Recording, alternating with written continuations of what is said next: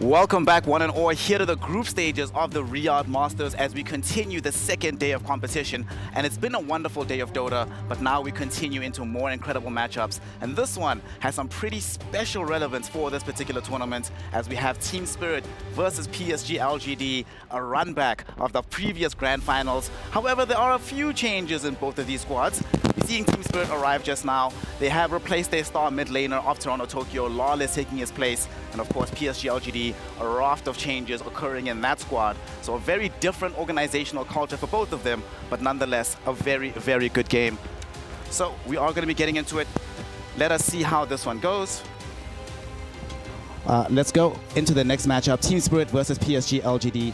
And Team Spirit, right now, one of the things that we can be expecting from them is exactly how they're going to be performing on the big stage, because we don't really have that much good experience of them in a main event scenario.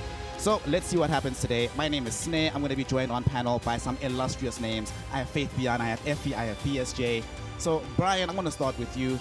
For this matchup, give me a quick prediction, right? This is a run back of the grand finals. However, this is a BO2 scenario, not simply a BO3 on the main stage situation. Does that change things when it comes to the stakes of the competition? I usually don't cop out with this answer, but I'm going with a 1-1 today. I think both teams are quite capable. Like, their ceilings are really high, but they also, like for LGD's case, I think that Zhao 8's drafts are always very unique and very creative, but the execution may fall a little bit short sometimes, but when they make it work, it looks like they can beat some of the best teams in the world. And then Spirit, on the other hand, I feel like it's either the Yatoro show or they have this carry that they first rounded and then the plan doesn't go accordingly. So I think both these teams will have a very solid showing, but like basically one team's going to be playing better than the other in respective games. Like one team game 1, the other team game 2. You know, it's actually interesting that he mentions the adaptability of PSG.LGD, Effie, because one thing we saw yesterday is that when PSG.LGD loses a game, and we saw today as well, even though it didn't go so well for them today, they have a tendency to completely upend their draft, try an entirely different strategy. Is that something that Team Spirit have to be worried about, given that Team Spirit, outside of Yatoro, have become a bit more regimented as a squad lately? I think that any team that goes into a match versus PSG knows that they have to consider every hero in Dota when they're prepping or drafting against them, because their versatility is very high. But if there's one team in this tournament that's experienced with playing against PSG.LGD, it is Team Spirit. So I think that they've done their preparation, and this is a matchup they're very comfortable with. So tell me, Faith Beyond, this is your old team, your old organization. You mentioned earlier this morning that you think Extreme Gaming is currently the best team in China at the moment. What do you think PSG.LGD are missing for them to get back to being #1 in the region? I think it's definitely for some player experiment because they are all young players. They don't have too much experience about big tournament and how going through a big tournament and how to play late game and mid game well. Yeah, so I think they just need to gain more experience from their matches and keep progress. Experience is a hard thing to come by, right? Because you're not always in this main stage situation, and you know, you lose these games, it becomes very difficult. Mentally, you feel that burden weighing more and more and more on you. And Effie, we saw that this team, PSG.LGD, this year has been a lot of year of experimentation. This is their 3rd offlaner. Obviously, New is doing the best for them at the moment, but technically 4th, right? Because they also played with a stand-in at Lima. But the fact that it's only starting to click now, it's a bit of a problem, right? Because there's not that much time remaining in the calendar year for them to gain the experience that Faith Beyond is talking about. Actually, I think they're okay, because to me it felt like everything really connected for them during Dream League. That's when we first saw glimpses of what they can be with this new offlaner. And just like Faithian was mentioning, a lot of these players are younger and they lack experience, but this is exactly what that kind of tournament will give them. So every game that they play in this Riyadh Masters is going to be of utmost importance on their road to TI, because they've shown us that they have skill, they've shown us they have originality, and they have veteran players in Nothing to Say and in Y, and of course their coach, Zhao 8. But this new offlaner, New, he's making the team better in terms of synergy, but he's going to learn to be better and better in terms of LAN experience with this tournament. So I believe in them. Speaking of LAN experience, Faith Beyond, they are going up against Team Spirit. You know, the challengers last time around, 2nd place at the Riyadh Masters. You played against them many, many times against Team Spirit. What is it, do you think, that makes Team Spirit such a dangerous team? When are they? What is it that makes them special as a squad? When I thought about Team Spirit, few words come to my mind is unite brotherhood and trying hard. I think team spirit, they always can find a way to win the game, and they can execute it very well. Like they are very united, and they can all stay on same thought. And they are trying very hard. Even no matter when they winning or losing, they are always trying hard. They are always trying to learn new things. Yeah. One of the reasons why they're able to do that, of course, and one of the reasons they have such brotherhood is their smiling captain, a man I've literally never seen distraught, always has his mind not just on the game, but on the team members that he has around him. Of course, I'm talking about Miposhka. So let's take a quick look at his journey towards the Riyadh Masters right now. TI winner Miposhka has had a Dota career spanning almost a decade, featuring many highs and lows. His first team was the Beatles-themed team Yellow Submarine, a team of Russian pub stars formed to compete in the TI5 Open qualifiers, which they won. Hooray! To then fall short and get eliminated in the European qualifiers. Shortly after their failure to qualify, Miposhka jumped ship. I don't know how you jump ship from a submarine, but bear with us. Following this, Miposhka went on to join Team Empire in 2016, with whom he stayed with for 3 years and had lots of ups and downs. Notably, they managed to qualify to TI7. Pochka's first TI, they eliminated TI5 winners EG before ultimately falling to eventual winners Team Liquid and ending at 7th place. After TI7, Miposhka had quite a few rocky years and didn't manage to qualify to another TI for several years. But in 2020, something changed. The band, Yellow Submarine, got back together again with a lineup that looks very similar to a certain TI winning team. And in late 2020, Yellow Submarine became the very non-Beatles themed Team Spirit. I remember it like it was yesterday. The team didn't have any massive success until it really counted. After instantly getting knocked down to the lower bracket by Invictus Gaming, they showed an absolute masterclass in lower bracket runs, defeating Fnatic, previous TI winners OG, rival CIS team Virtus Pro, got revenge on IG, and took out Team Secret in the lower bracket finals before finally beating PSG.LGD in the grand finals. Team Spirit managed to keep playing at the highest level despite winning TI, getting second place at Riyadh Masters 2022 and winning the Arlington Major. Can Miposhka and his team raise their spirits, manage revenge against PSG.LGD, and take home first place in Riyadh Masters 2023? We are going to find out indeed if they are capable of making that kind of amazing climb. Team Spirit, a squad right now that hasn't enjoyed the same degree of success in 2023, but still a team that is not to be overlooked. For you, BSJ, when you look at this team right now, what's the source do you think that they still bring to the table that's not been, that they haven't been able to generate so far within this calendar year? I think it's a matter of where do they place their cores in the draft. Yatro during TI, you know, he played that amazing run. He had 18 or 19 different heroes, which was him getting 9th, 10th pick every game. And a lot of the metas right now have been popular carries that are getting first rounded. The meta of drafting has shifted to that 8th pick often being a carry. And this team just doesn't feel the same when that's the dynamic. When Yatro's hero's not the one they're building around, but instead they have to basically plug and play these offlaners and mids that are having to be put in, because Collapse even has like these playmakers that he specializes in. He's a player that wants to be Mars, he wants to be Magnus, and these heroes have not been first pickable for quite a long time. So I think this is a matter of how can they be a tier 1 team on multiple different types of patches rather than just their comfort zone, which is something that they've been doing slowly, and we see it throughout the course of this season, but it's still going to take some time. With the roster changes, Faith Beyond, bringing in LOL and losing Toronto Tokyo, how do you think the state of how they play the game has changed since they've made those changes? I think before Toronto Tokyo he's a very unstable player. Sometimes he will be very good, and sometimes he maybe will play very bad. And I think Laro is a more stable player, but maybe sometimes he is not so works not so well with our Team Spirit players compare as Toronto Tokyo. Maybe they just need more training. Yeah. Yeah, I know what you mean actually, because I feel like Laurel on his hero pool is quite stable in that you know he's going to have a solid performance, right? If he's on his Puck, if he's on his Pangolier, he's just going to be stable. You know what to expect out of him. But he's never had that explosive Toronto-Tokyo style of performance, because we've seen Toronto-Tokyo, back when he was the mid laner for Spirit, have bad games, but we've also seen him pop off in really crazy ways. Like, he has some wild map movements that he does, and it feels like Laurel doesn't bring that special sauce, but he does bring a little bit of stability in terms of like how you can play around the mid lane, I suppose. Now that I feel like when I watch this team, right, I get sometimes, or rather the best iteration of Team Spirit when we saw them win TI, felt like watching old Na'Vi, where anything could happen, but you knew that somehow when amazing things are going to happen, they would somehow make high variance, 0% win rate games, somehow they can create victory out of it, right?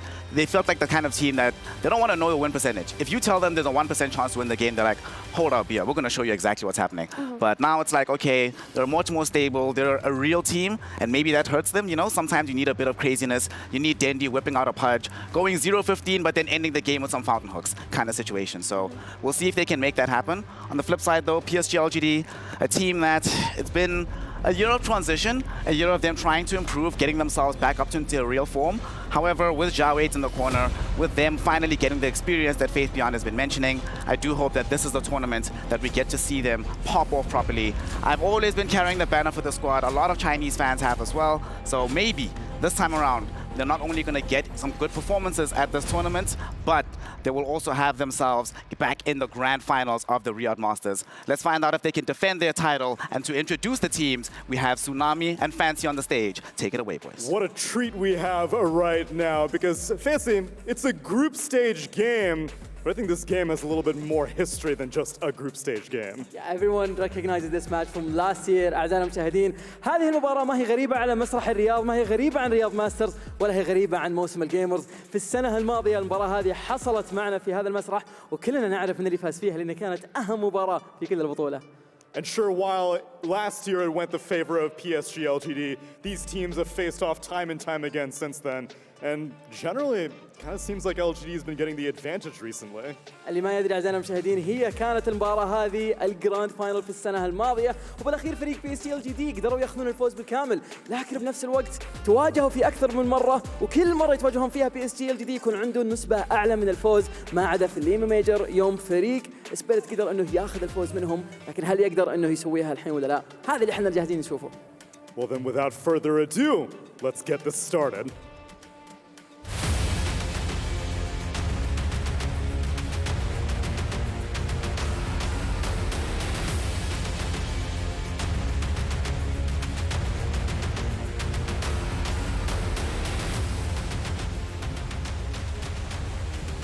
Team Spirit!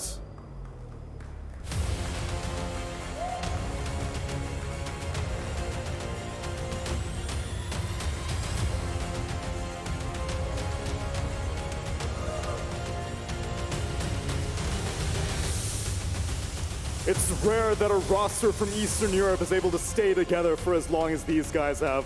Only one change from the roster that won TI with Laurel for Toronto Tokyo, but they've still made magic happen time and time again, even with these players. هذا الراستر جدا جدا معروف في منطقة شرق أوروبا، خصوصا إنه هذا هو الراستر اللي كان أحد الفائزين في TI في السنين الماضية، لكن الراستر هذا اللي يميزه إنه جالس مع بعض الفترة جدا طويلة، ما عدا لارل التغيير الأخير اللي صار عندهم، وبرضه إلى الآن هم في المستوى ولا تغير أدائهم أبدا، لكن المباراة هذه بتكون حاسمة لهم.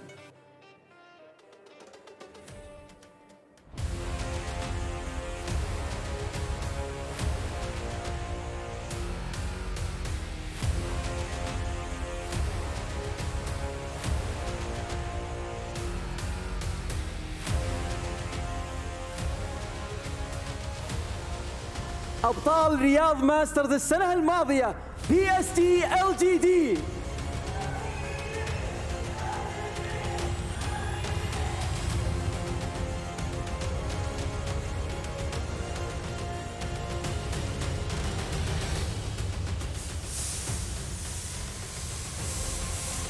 PSG.LGD هذا الفريق تواجد السنة الماضية في المسرح، وقدر أنه يأخذ رياض ماسترز بالكامل بعد ما هزم تيم سبيريت في الفاينل. فالمباراة هذه ما هي غريبة عن الرياض، وثاني مرة أو ثالث مرة نشوفها، لأنه حتى يوم تواجهوا في الجروب ستيج برضه فريق PSG.LGD فاز في المباراة.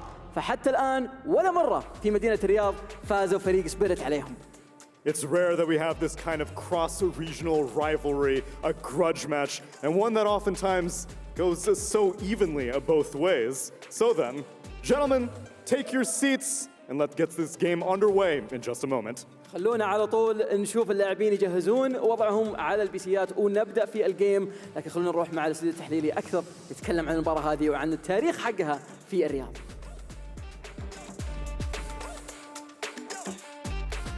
PSG.LGD taking on Team Spirit in a group stage matchup. Really can't wait to see how this plays out.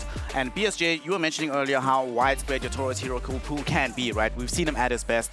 Of late, though, that's not necessarily been panning out. Even at this tournament, instead of playing the usual incredible wide hero pool, he's only played 4 heroes, and Bloodseeker has been 3 of them. So what do you make of this? The fact that over the course of these last few months, his particular hero pool has become so much smaller than what we expect normally.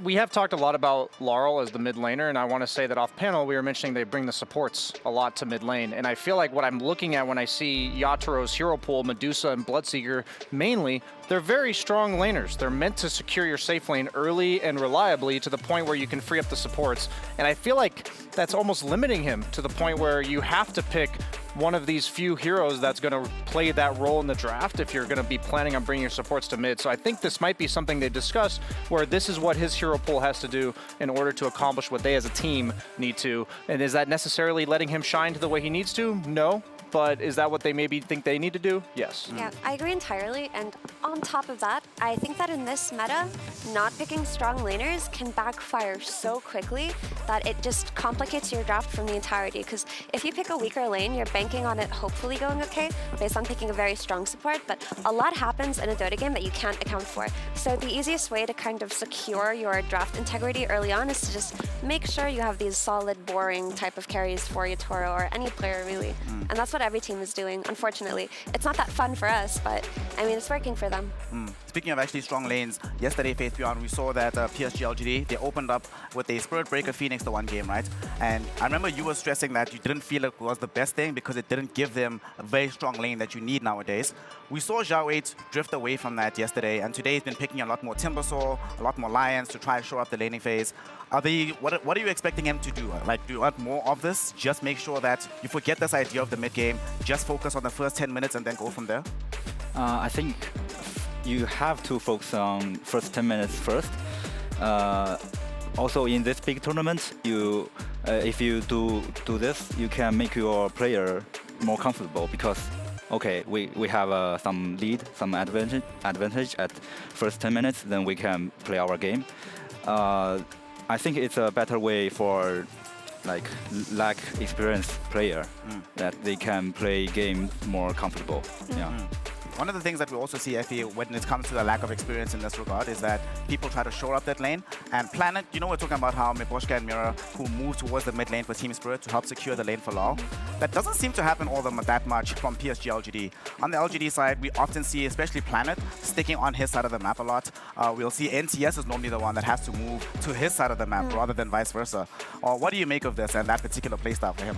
That's quite interesting, actually, because the Nothing to Say specialty with his Primal Beast is like his minute 5 rotation. Before he's even level 6, he'll go to a side lane if he can and TP back mid. And it works for them sometimes, but the stationary playstyle that you described out of Planet, like, it has to change in some games. I think when Planet's playing things like Batrider, you feel his presence throughout the map in the first 10 minutes. Like, you see him securing runes, you see him ganking mid, you see him using the twin gates. But if he's on his techies or something like that, he's very content to just play the laning stage and enable his laner, do some stacks, and pop off in the mid game. So I think it'll just depend entirely on what kind of draft you're looking at, but in this meta, you can't really get away with not moving your supports to the power runes. You can get punished very hard for it. Speaking of drafts, we have one live right now for Game 1, PSG.LGD versus Team Spirit. And let's see what we're going to be having presented to us. No surprises that PSG.LGD start off with banning Snapfire. She's a couple of heroes away from being the most contested hero in the entire tournament right now. Rubik still holds that crown. And PSG, we spoke about this a lot and how versatile this hero can be. But Team Spirit haven't actually played Snapfire more than once in this tournament. Is the hero that dangerous that even if the enemy team doesn't play it, you still have to ban it? I mean, I'm also seeing that LGD has not played it. They've also had opportunities to draft it on first and second pick on LGD's side. I think a lot of teams are prioritizing this hero as a second pick because on the 6-7 pick in the first round, it's really nice to have a flex laner so you're not opening yourself up to obvious counters. That's also reliable. Like Snapfire's first spell, Scatterblast, like the best lane securing spell in the entire game from the mid lane, and it's also decent on support. So I'm thinking both these teams, now that I'm looking at their drafts, I think they might be at a slight disadvantage moving forward in the tournament if they're not feeling comfortable picking Snapfire because she's the most contested. Yeah, and that speaks to their lack of comfort on the Snapfire flex, because if you're comfortably flexing it to mid and to offlane and to support, then it's going to be one of your first phase heroes. You're going to work it in somehow. So I hope they do practice it within the next couple of days. But both of these teams prioritize Timbersaw very heavily in their first phase. So I'm wondering how that's going to go. Are they leaving it for each other? Is it going to get banned out? We're about to see. The most picked hero so far that LGD has been playing game in, a game out. They've been playing a lot of Coddle, they've been playing a lot of Undying. That definitely is an option, but yesterday I think they looked really good when they were playing this very high-tempo Luna strategy. And there's something that Effie mentioned, BSJ, where one of the reasons why it worked so well is because Shiro was able to draw attention towards himself, free up space for New and for NCS to make action happen elsewhere on the map. Outside of a hero like Luna, is there anything else you can think of that draws that degree of attention that allows them to create space elsewhere by making Shiro the priority target? I mean, I even like the fact that they tried Lifestealer. That's another hero that I think of, these like lane dominator, annoying carries that are difficult to gank and also like bully the offlaner. So I wouldn't mind if they keep trying heroes of that archetype moving forward in this tournament. So Storm Spirit, the opener right now for the side of PSG.LGD, is going to be their second one of the tournament so far. We've seen that through the mid lane. Every time that we have seen it so far, it's been paired usually with some kind of sustain, but they have not been playing Io. And Effie, I'm worried about this because Io stonks are on the rise. The hero looks amazing. Why has PSG.LGD not been trying to utilize this hero? I'm sure they'll integrate it into their drafts at some point, but they have other ideas that they're trying right now. I heard a silence in there somewhere. Who took it? I heard Storm Spirit and Silence for Spirits. Yeah, I think they are on the both same side. So, did they take Storm plus Silencer? No, they took Storm Spirit for PSG.LGD. Team Spirit went for Silencer Bad Rider, and then the Storm pick is going to be paired with something else just now. Okay, so they took Silencer plus Bat on... Yes, on Spirit. I see Bat DK right there. So it's a Silencer Storm for LGD, who lost to Extreme Gaming with that exact opening earlier today. So they might just be like, doing the Bulba, copying some other team's notes and saying that was really hard to play against. Strats. That is one way to enable Storm. Rather than giving him mana, you can allow him to go more mana-intensive items and skip items like BKB and maybe the Lincolns that'll allow him to just rely on the global silence as an effective BKB in the mid game. But also, if you're taking Storm Spirit first phase, a lot of responses that teams typically have, especially Team Spirit, who have run the Silencer as often as they can in the first phase, is to take it away. Because if you're taking the Storm plus something else, you're giving away the Silencer, which in Dream League, the pairings that they would do versus a store opening is something like a Pango plus Silencer or an Ember plus Silencer, any kind of combination that can kill the Storm in the early games. So they take it away themselves. Let's see, need some more bands to come out here in the Zoom in on that So monitor there. we said DK plus Bad Rider? Yeah, so the DK response to the Storm Sphere mid, it's always been a reliable counter to the Spirits. Okay, it's Storm plus Silence. Yeah. Okay. And I'm assuming Spirit had second pick? Is that it? Yes. That's true. Yes, They they had closed second with pick, DK? Okay. So this DK pick is pretty good in that it gives you the instant stun versus Storm Spirit. It's a way to catch him because your Silencer opening gets taken away from you. It's also a hero that holds its own versus Storm in the mid lane. It can out-sustain the Remnants. But how do you feel about it, Faithian, coming into the first phase? Do you think that this hero is strong enough to build a draft around? I think DK definitely very good against Ember, but for Storm, I think it's pretty evenly. So I think it depends on when DK got to level 6 and how they play this mid. If they can pressure mid together and maybe kill Storm before he gets level 6, I think it will be very good. How early does that mid tower fall is always the question I ask when I'm thinking about DK. Most of the spirits, not only is it nice because you have the stun, but most of them have to put themselves like right on top of the creep wave in order to clear it, so they're at risk with that 5-minute catapult rotation. Might we see like an Enchantress or some other support like that naturally collapses on the mid lane? That's what I was hoping, actually, because although they haven't played Enchantress yet, Mipochka has played Shen, and it's a similar archetype, you know?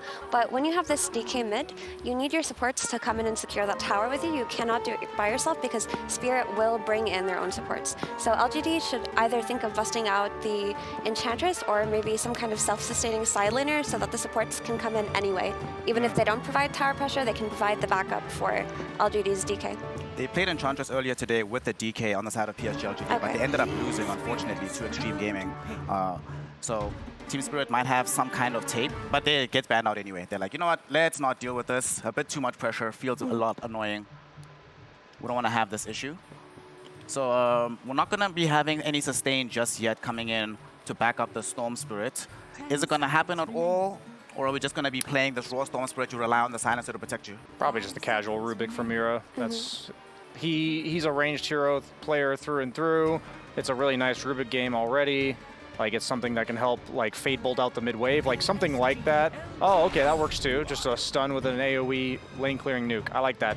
I don't know if I like it as much as Rubik, like, in the grand scheme of the game, but it also makes the carry hero harder to pick. What do you think, Faithbeyond? Do you think they'd maybe pick this Lion to also protect the Storm Spirit, to not allow PSG.LGD to pick it and have the insta-disable into the Storm? Yeah, kind of. And they also want to play with Global Science to burst heroes and to play some good initiation there, I think. Yeah, I think what Faithbeyond said is on the nose, because typically we've seen Storm have a lot of pairings this tournament, but when he looked most effective as a pick-off hero is when he was playing with a Sky Mage and like an ET aura. So Storm would go in, Vortex, they'd Mystic Flare the target, but Lion serves the same purpose, honestly.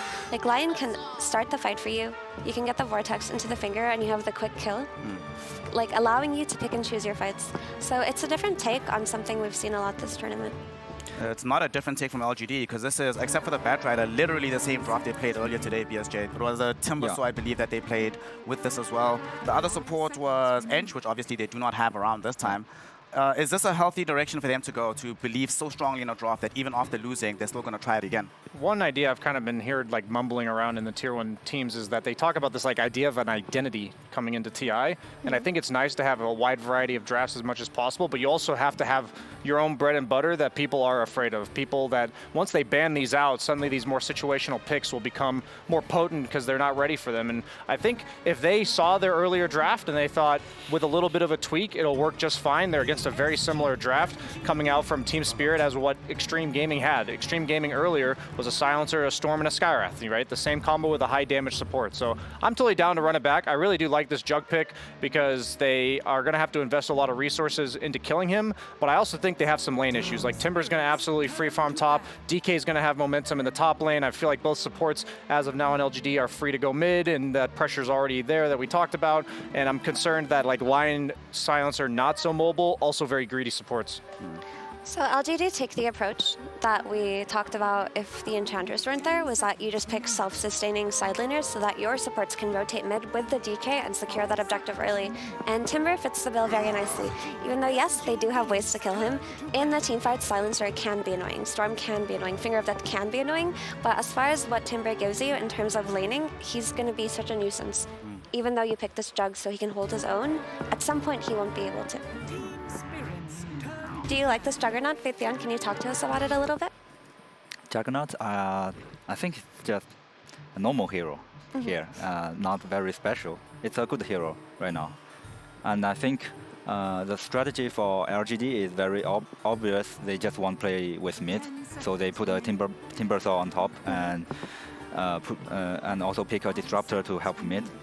So in this way, Team Spirit know this strategy, and they pick a Juggernaut to, okay, you play with Timbersaw, and so we can also play mid. But how do you think Juggernaut's scaling is going to be this game? Like, once you leave him versus a Timbersaw and he farms, does he go into the late game comfortably? I think he might lose some lane with against Timbersaw, but in late game he will be fine because now Juggernaut is maybe one of the best melee carry right now. Yeah. I like this Luna pick a lot. There's a lot of carries that I think are better 9th picks than 10th picks. Like, Luna's never going to hard counter anybody, but it's also very difficult to like shut down a Luna lane with another ranged hero that's just going to click you with that aura. DK Luna is like a liquid classic. It's one of the few mid laners that really benefits from that 20 extra damage at the 5-minute mark. That's going to create even more pressure in the mid lane. So I think LGD had a lot of pressure already represented in the other 2 lanes, and now it's going to be even more in the bottom lane. I think this timing is going to be a little bit too fast for Spirit. Yeah. This looks like a very fast draw from PSG.LGD, and kind of tanky as well at some point. I have a feeling that we might see what they replicated yesterday, FE, where like 25 minutes, they just feel like they can amass this uncontrollable ball. GG was able to stop it a little bit, but I'm not so sure Beastmaster is the hero to do it. He has not been that successful in this tournament thus far, and I don't know. It feels like there's a lot of all-in single target coming in from Team Spirit here. I actually think it's pretty okay. Like, when I see this Beastmaster, it gives them a way to team fight, right? It'll give them vision on the game, and he can hold his own versus Luna on lane because you can just skill your axes, you can stack your ancients, and you can farm those. So Luna's strength on lane is that she bullies out most melee laners, but because Beast can play on his axes, it enables him to get net worth anyway.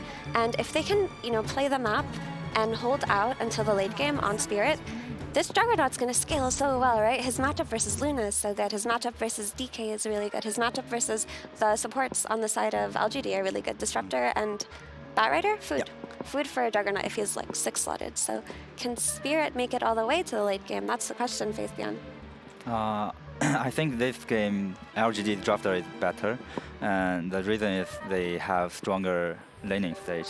And that's all. Yeah, and I think it's very important for these 2 teams. Yeah. So you think this game is decided on the laning stage? Kind of, and yeah. Okay. I would say when I look at these 2 drafts, I think of items. I think it's much easier for LGD to itemize against Team Spirit's draft. Lotus Orb, insanely strong item this game. Removes global, reflects Beastmaster Aura, reflects Omni Slash. Timbersaw's a hero that naturally rushes it. That's going to make it very easy for them to just group up and say, I dare you to go on one of us. Even Lion's Heart countered by it. I think it's a bit of an oversight to have your entire lineup countered by the same item. And I look at like the Juggernaut, and I think he's going to go normal items. I think of Beastmaster, he's going to go the Ags. Like, we're going to see very standard items from them, but that doesn't feel like a threat to me as LGD's lineup. Okay, very threatening lineup coming in from the side of PSG.LGD, a very fast lineup, and that's the one thing we've been wanting from the Chinese teams, to play as fast as humanly possible and not allow the enemy team to outpace them. However, Team Spirit, as FD has mentioned, do have the capability of scaling extremely well into the late game. So if they can hold out and ensure that the entire map isn't taken over by like 35 minutes, we start to think about whether or not it's even possible for the LGD to resist the pressure that can come later on from the side of Team Spirit. Once the game does kick off, it's going to be fun to witness, it's going to be fun to watch, as it always is between Team Spirit and PSG.LGD. And to bring us this game, we have our incredible casters of Sunsfan and Kezu. Gentlemen, give us the gas. Well, that's, I don't know if I want to do that, but thank you for that introduction, especially for me. That's definitely a bad idea. Sunsfan here with Kezu. How are you doing, good sir? I will not give them that, but I'm doing great. We have a pretty epic rematch here. Of course, the lineup's a little bit different, but PSG.LGD versus Team Spirit, the TI-10 finals matchup, if you will. And like they said, they've played a lot over the course of the last couple of years since that point. It's actually been quite back and forth, so should be a goodie. Anything stand out to you so far? I agree with what the panel was saying, kind of about this early game and what Spirit needs to do. I do think one of the problems that they will run into is that this DK pick was very good, because when I look at Storm's Silencer, what you want to do after lanes with Global, like you want Storm to zip in Global and kill this hero, but DK makes it very hard, because he, first of all, pressures the Storm, and he's very tanky, and LGD played a similar draft yesterday, so if they can get off to a good start, I think they're gonna give Spirit a very hard game here. Yeah. As the bounty runes have cometh, and it will be an even split as Yotoro's forced to Blade Fury. I do want to talk about this interaction as we're going to get a flame break. So Yotoro back into the fray again. Blood grenade number 1. Blood grenade there, and this might just be first blood. They want to try to give it to New, but Planet will take it. Either way, first blood for LGD, off to a good start already. Easy first, but so what's the interaction you want to talk? Yes, so Glimpse is not skilled, but it's the Glimpse Blade Fury. Now that Blade Fury, it's not like you can cast Glimpse while Blade Fury is active, and if you time it correctly, even with like a Blade Fury TP, you will get Glimpse back if the Blade Fury is still not active at the end when the Glimpse actually goes off. That's a horrible explanation, but you know exactly what I'm talking about. I know exactly what you're talking about. Most people that play Dota right now, they should get it too. Which, I mean, this is actually incredibly annoying in the game because it's not some, oh, I can run to this lane and then like spin TP. Like if you do it very late or if you've moved a lot and there's more time for the Glimpse to then even work at the end. So you need to be careful about that, whether it's about TPing out or when you're running away in a fight and you're just you want to like spin and run off. Nope, nowadays you can actually be caught by it. So, but one thing I have to say is that Yotaro is probably the most experienced Jug of any player in this tournament. I know that when the last patch came out, he played like legitimately 40 games of Jug with like an 80% win rate. Pretty good, not bad. Not solid. Bad. And of course, one big reason that this hero has been picked, at least semi-recently, is because of this 20 talent. This healing on Blade Dance lifesteal, which occurs before any reductions, and a lot of us were thinking maybe that's a bug. No, it's a feature. It has not been fixed as far as we know. I mean, actually, it would be very Valve-like to hot fix it without saying anything. Nah, don't worry. It's a feature. Yeah, I'm sure it is. But yeah, that's pretty damn powerful. That's a huge power spike at 20. That's essentially giving you more heals on top of the healing ward if you're not able to get that off. I mean, especially against heroes where you play, again, like they have a lot of armor, right? A lot of reduction, DK, Luna, Timber, all of this, but instead you just heal a lot because, you know, why not? So overall, one of the big reasons why Jug is actually as good is that they change the talent and it works the way it does. So with like Swift Slash, Omni Slash, or even just while you're hitting, you heal so much, you go from like 20% to maybe 60, 70. Is Yotaro just taking some damage here? They're trying to force the spin, but it's going to be A-okay.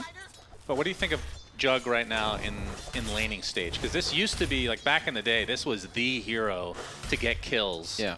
But I feel like they've added a lot of mobility. There's a lot more tankier heroes. I'm not sure exactly what's changed aside from Blade Fury being a little bit worse than it used to be as well. But it doesn't feel like it's the same, like you don't fear this hero in the same way. Yeah, I think first of all, people got better, but second, mostly what you've touched on is there's more items, there's more stats. I think also overall people have slightly higher HP pools nowadays than they used to. You don't just get CM Frostbitten, spin down, and it's like, oh, well, I guess I'm dead. Nowadays you can actually live through it. So Jug for me is he's more of a casual hero, in my opinion, where it's like, you're going to get through your lane, you have healing ward, you help your team out later. He's not like some hard carry. Like he makes it easy and nice for your team to play, and he needs this type of hero that Collapse is playing, which is the Beastmaster, I like to call it the steroid, the enabler. You need an aura, you need a Solar Crest drums, and all this stuff to really push you over the edge. You know, another hero that does that is from back in the days, Vengeful Spirit, which we saw last series, did not work out for Team. No, that didn't look good at all. I wanted it to be good, but we are seeing Luna, which is another counterpart to the Venge. Talk to me about, I think we cast one game yesterday on this hero, and she kind of does what she used to, which is farming, and if you group up, if you have the right lineup, you can definitely take towers, which you can look. They have the Dragon Knight, which can combo with that quite nicely. You have the guy that can just sit in front and tank up with the Timber Saw. I would say it's a great Luna game. It was also LGD who played it yesterday. When you have an aggressive 5 like the Disruptor in lane, first of all, the aura is already helping the Disruptor. You lane very well. Brian was talking about that. It's also a good pick from first pick because it's very stable. It's hard to be counterpicked. It's down middle. Laurel. Dragon Tail into the Flame Break with the Blood Grenade. Mapochka trying to help out Laurel, but that's not going to happen. Nothing to say gets credit for that. He'll take a little extra damage, but with 2 points in Dragon Bud, we'll be able to brush this off for the most part. Even with that miss coming into effect as well. So good start in this mid lane for nothing to say. 23-8 versus the 22-2. So actually relatively even. And he was doing pretty well, but LGD just kind of abusing the fact that your Timber can absolutely solo up top. And if you do a move, there's not too much counterplay from Team Spirit. Maybe Mira could have TP'd with a stun, but looks like he wasn't really topped off. So just overall nice move by LGD to abuse the situation of the map. So I have a little tip on Mapochka. You know, Mapochka being very annoying in that mid lane. Caused nothing to say, missed most of those creeps in that wave, actually. Shiro getting gone on in this bot lane. The Glimpse is going to come out, but it's a little bit too late. So ends up taking a tumble to Collapse on his Beastmaster. Oh, he's still here. Another Dragon Tail coming out, and Laurel's just going to get burned to the ground. So second death already. Mapochka was not in range to be able to assist. I mean, but it is just a silencer as well. There's not a whole lot that hero can do. Nah, that's just Planet with the fake back, bro. He's like pretending to go top, JK bro, I'm still here. And Laurel, pretty sure he doesn't have, 25-second cooldown on his TP, so walk of shame. Maposhka's gonna have to just sit mid, grab the XP. But I do like the Collapse's build is the 0-2-2. Like with the boars, one thing that Disruptor doesn't play into well at all. You don't have really any clear whatsoever. Luna's like so-so. I think if your support is good and you amplify it, but when your support is not, then it doesn't look too good. And LGD already pressuring this mid tier 1. Yeah, level 6 on Nothing to Say, and Laurel not there yet. I mean, once you hit 6, it's going to be difficult to actually kill him, but now he's so far behind in this lane. Now his tower, like you said, just taking massive damage.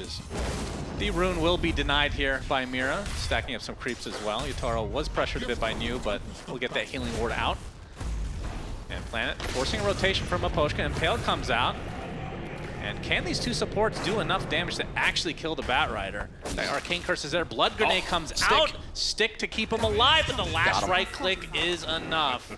So Maposhka getting a little bit of revenge there as Yutaro will be blade fearing TPing. This is not a good sign for Team Spirit. Like, you're getting split pressured, which nowadays a lot of the times how you take towers is not by 5-manning one, but you're split pressuring multiple ones at the same time. We see New here, he's gonna get this tower. He might even get it killed.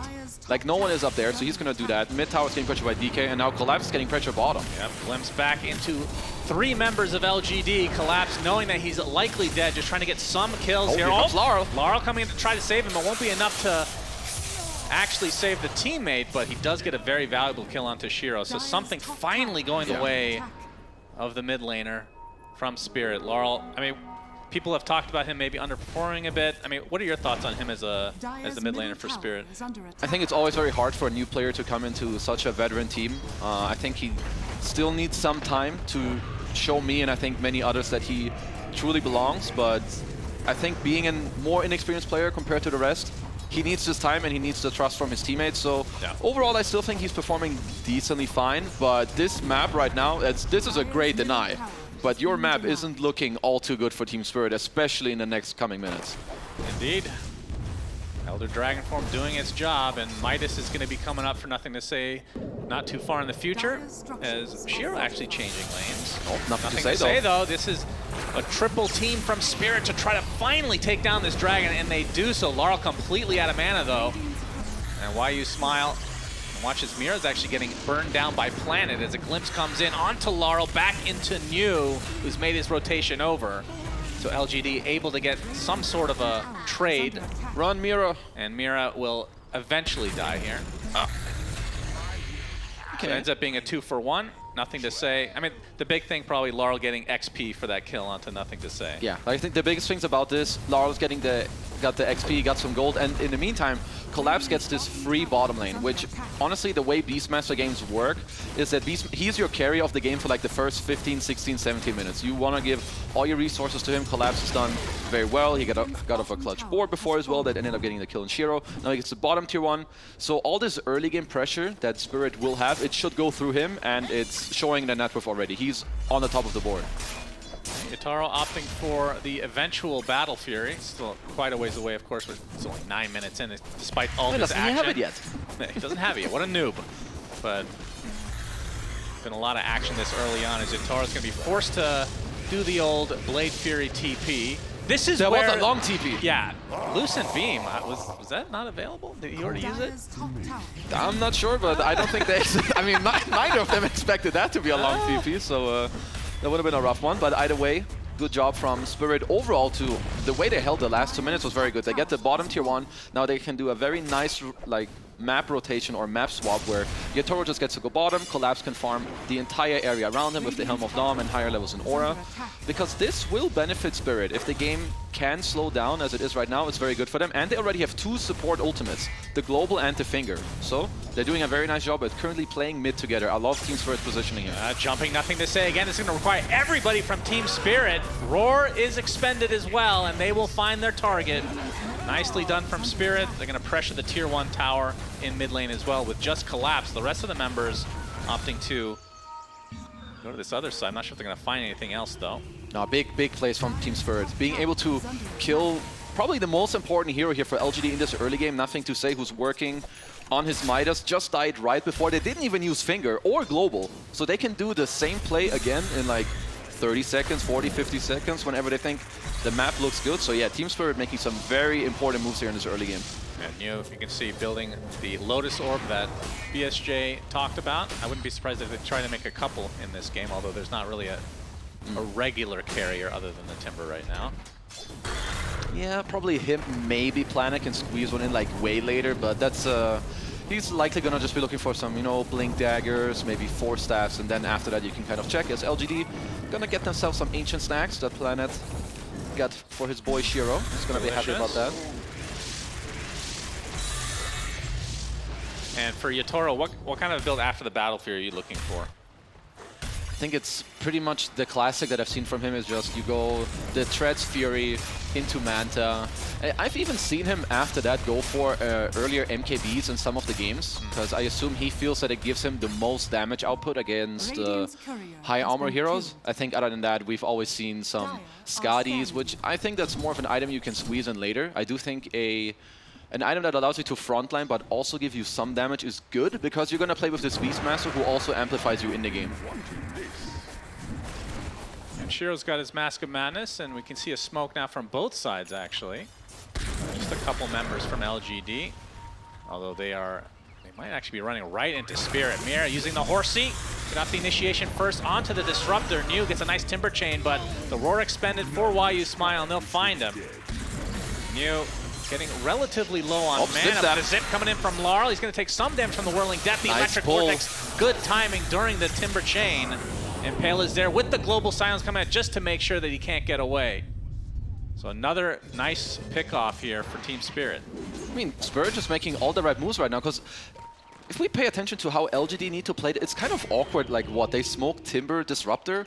It's like a really hard kill to just kind of obtain with these two heroes. So the kill they got early on Nothing to Say, which delayed his Midas, which then also delays his Blink, just makes it hard for them to kind of play here. So this smoke, just pretty easy. Tumbler Toy, Hex, get the stuff going. Laurel has the Arcane Rune from the earlier play as well, and he just gets to connect to the play.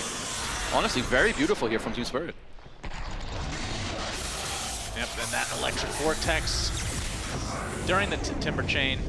I've actually been seeing so much of that lately. I feel like years ago, we would see it like when it happens, like, holy crap, that rarely happens. It happens like every game. People are so good now, it's insane. I mean, just the more you play and the more you also play with better people, it's like, why did you use your spell there, bro? Just hold it. Yeah. People just get good at this, as right now, I mean, we've seen something similar from LGD yesterday, where we thought they needed to play a bit faster or do moves, but then they were losing for like 15 minutes, bam. One fight, back in the game.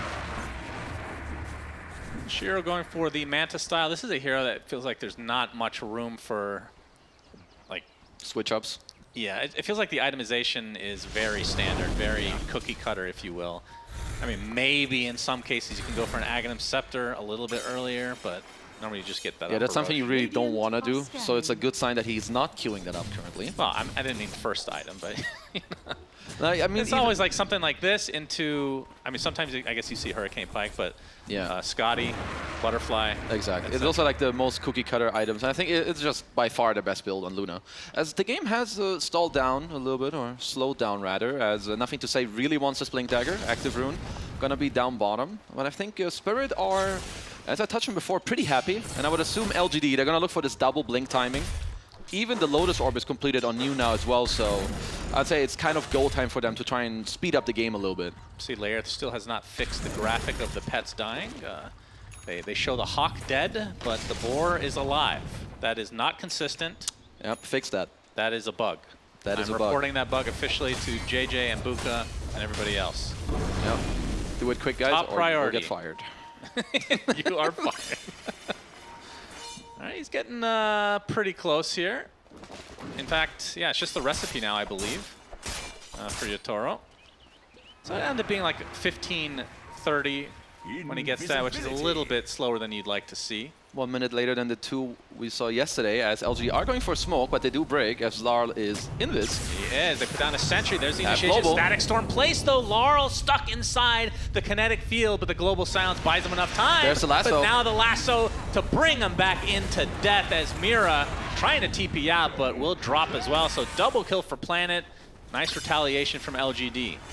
That's where like one little change of gameplay makes such a big difference. The fact that you get to break the smoke with the invis is so big, as maybe hold that, as yep, Mapochka is gonna just die as well. But Lara probably thought it's good to turn around there, but I think Yatoro nor Collapse really want to be in this fight. Like, look at them, they're finishing up their big items. Collapse just got his bigger Helm of Dom to try and get it back. So going, I mean, the reaction time from Y here was really quick. Yeah. Even through the global, just keeping him there. And then beautiful lasso with the glimpse. Just some easy, I mean, for LGD, the whole family showed up, whereas for Spirit, your bros, they want to still farm. That's right.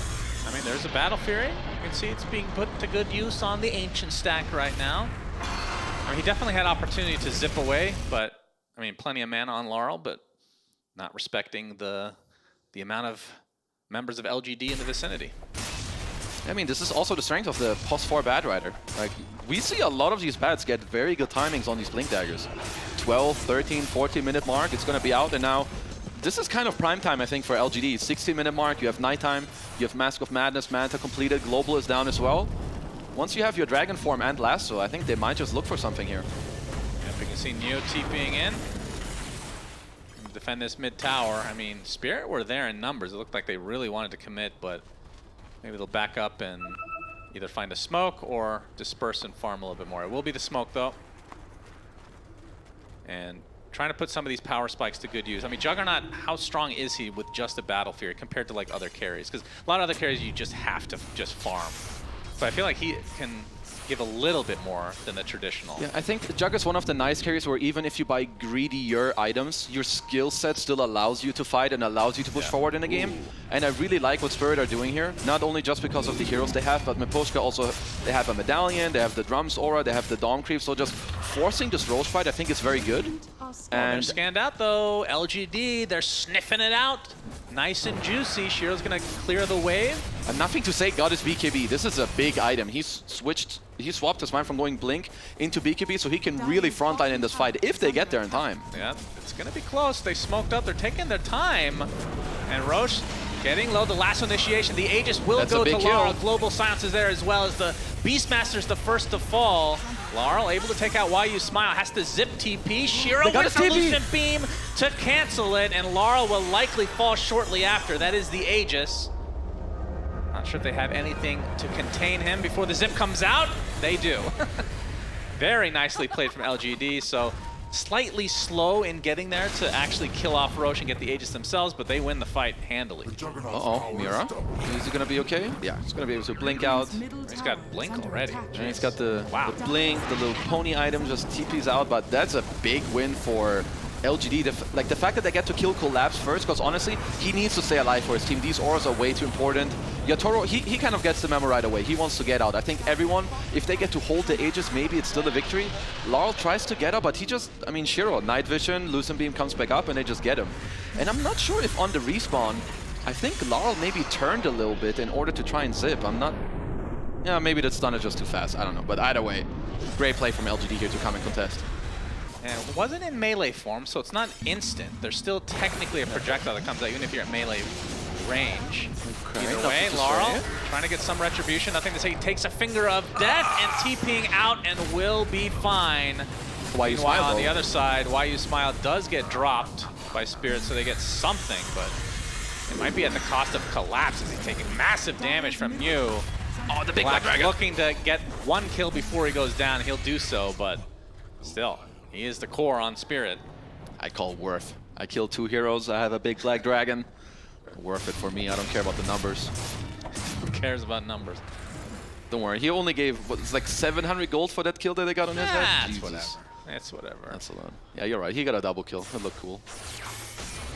Oh, Mapochka. All right. He's going to find Mew. He's going to TP out immediately and will not get out. So despite it being a 1v2, Mew able to withstand it. And Laurel caught out again inside the Static Storm kinetic field. And LGD starting to run away with this thing. It's just happening everywhere. Omni Slash, I think that's the first of the game. And onto the creep wave. Unlucky for Yatoro. They're going to clean up his support, and likely he will fall as well, although he does have the Blade Fury TP. And this time it will not be a 10-second TP.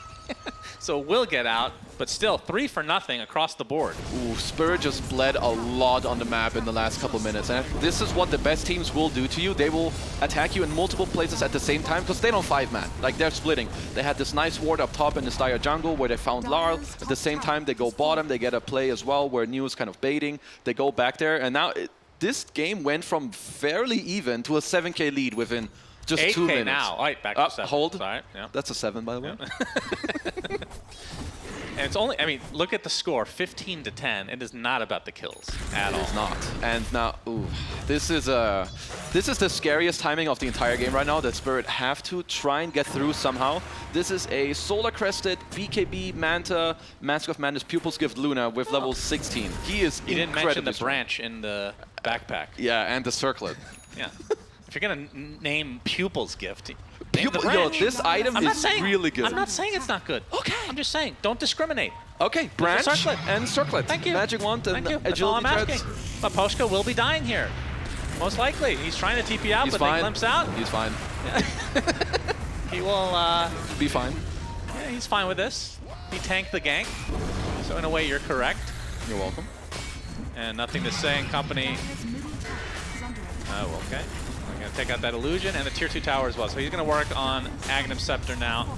So we'll be getting that Black Dragon, although he's only level 15, so... Oh, Planet is setting up, though. He's got his Blink Force. He can definitely close the gap. Too much these gold. Initiations. What's that? There's too much gold on the tower. That's I gotta true. Firefly It's that. too greedy. Understandable. I mean, he has the Philly Stone as well, so it complements that play style. He's going BKB on Jug. It's a very interesting switch up from Yatoro. That's I don't really think early, too. Yeah, he does. I mean, I can assure you that he doesn't want to do it, and this feels horrible, but it just kind of shows you the state of the game. He feels that he needs to build something so that in the next like 5 to 10 minutes or the next Roche fight or whatever it may be, that they can try to fight. Because if they lose or he just farms away, I don't think they're gonna get anywhere. So yeah, we'll have to see if it works out. Luckily for him, they have Solar Crest and Beast Aura to kind of offset from him buying defensive items for him to still deal enough all damage. he needs to do is hit level 20, then he's fine. That's true. Then he will never die. That's right.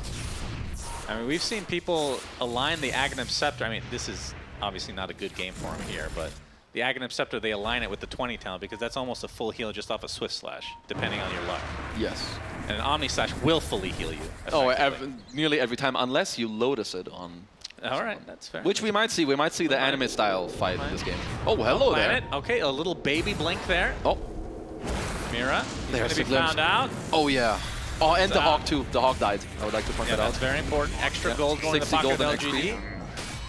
We'll see how many pets were killed in this. There we go. Do you see 9 what I'm pets? talking? The boar is clearly alive. Unless this is an animated like zombie boar.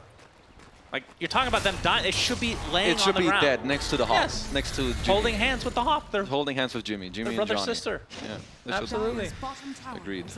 Well, if they're brother and sister, it should be they should be Sarah and John. I don't understand the reference, but sure. There's no reference. That makes it worse somehow. Shut up. Tier 2 being pushed here, everyone. Yep, Welcome to the Tormentor game. is available for the taking. No, they don't care. Apparently not. Talking about this backstage as well, people's priority on taking Tormentors, and just, it's all over the place. It No, feels they're- like no, people they're- forget about it for like 5-6 minutes. They're turning around right All now. right. Planet pinged it. They remember this is See? an objective. This goes back to what you were talking about just now with the green room, where supports think about it, but Brian was like, I never want to kill the Torment. Yeah, that's right. So here it's Planet, he pings it, he's like, guys, what the hell, please? It's And Freddy the Frog looking on. Yeah, there's Freddy. What up? If only we could borrow those 2 polygons that he has and implement them into Morphling. Nah, it's impossible. I mean, it makes sense because you're taking time out of your day to kill the Tormentor when you could be pushing lanes and whatnot, and then effectively you're giving a shard to Batrider, which is almost useless. Yeah. That's one of the worst ones to be able to get, I think. It's just that the map positioning of where they are is kind of weird for you. So LGD, this is like the most natural thing where you're ahead, you kill the enemy's tier 2, and like it doesn't mean that you have to go back on the map. You're still aggressive, you get to kill it there. Nothing to say. Ganking the big black dragon. I mean, this is basically a hero now. Oh, Planet though. Oh yeah, Yataro actually takes out Planet. This is just a Chad play. Like, he knows that they're very aggressive on the map. He farms the enemy Ancients, kills the Bad Rider, and somehow gets out. Hey, what's this name? It's Tyson the Turtle. Tyson. What up, Tice? He Oh, where'd he go? disappeared. Where'd he go? It's an illusion. Watching There's the this- MKB. Okay, yeah, you called it. Okay, okay. So wait, what are his full items right now? Is he... He didn't go BKB. It's Fury, Yasha, MKB, right? All right. Yeah. All right, well, he's packing a punch. Looks like SNY. I mean, it makes sense. This game, honestly, might get to a point where it's going to be irrevocable. So getting Does that something mean- to means you can't come back. Okay, thank you. I mean, you can't fix it.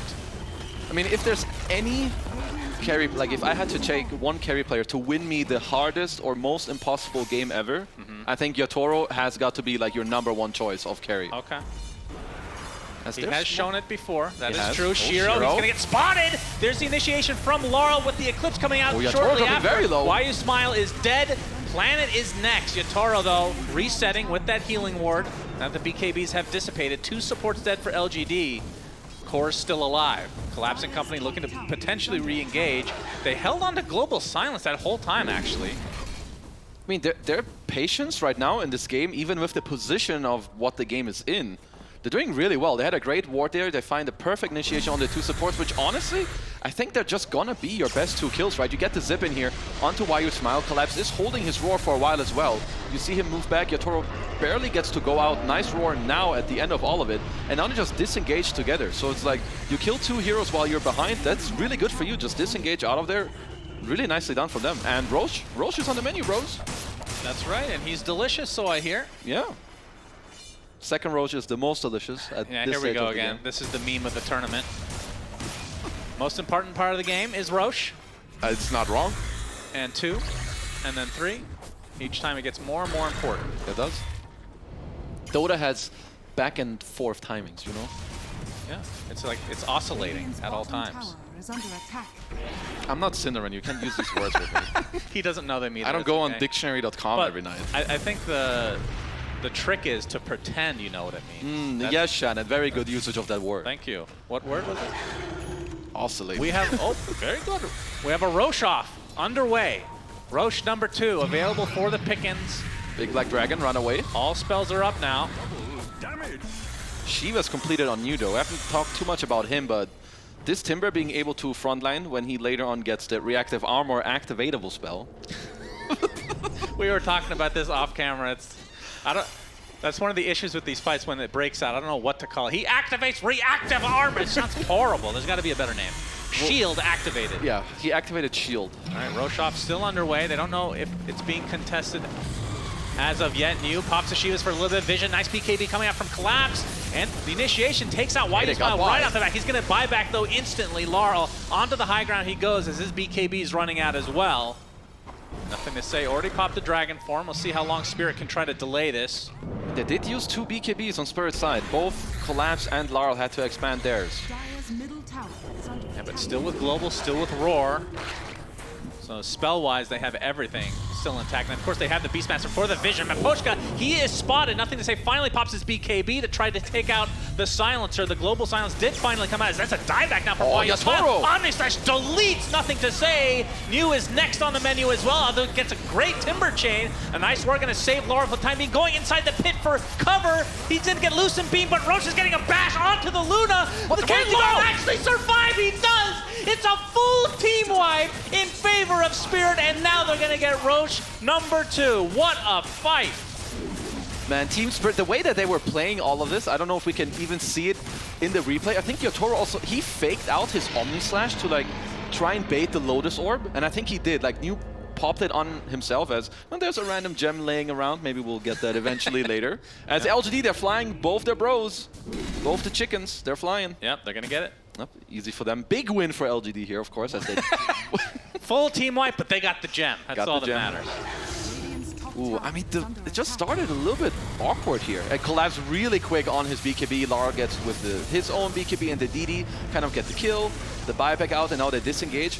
I think it's a bit weird and awkward for Shiro to like run through in this fight. And I want to point out how Yotoro comes in, and he stutter steps at some point where he fakes out the Omnislash. So it's not like here he did it, he baited New to use the Lotus, then he just Omnislashes, nothing to say. Lotus is down. Now I feel like they just continue to fight. Yatoro just runs in with the aura. Everyone is tanking it through. Yeah. Just too strong. And Look should at Laurel. mention, why you smile. Yeah, this was the best part of the fight. Nice Laurel hiding fogging next into to the Roche, Glimmer Cave. and then Roche helps out with a bash here. And now he's invincible because he's endless. That's right.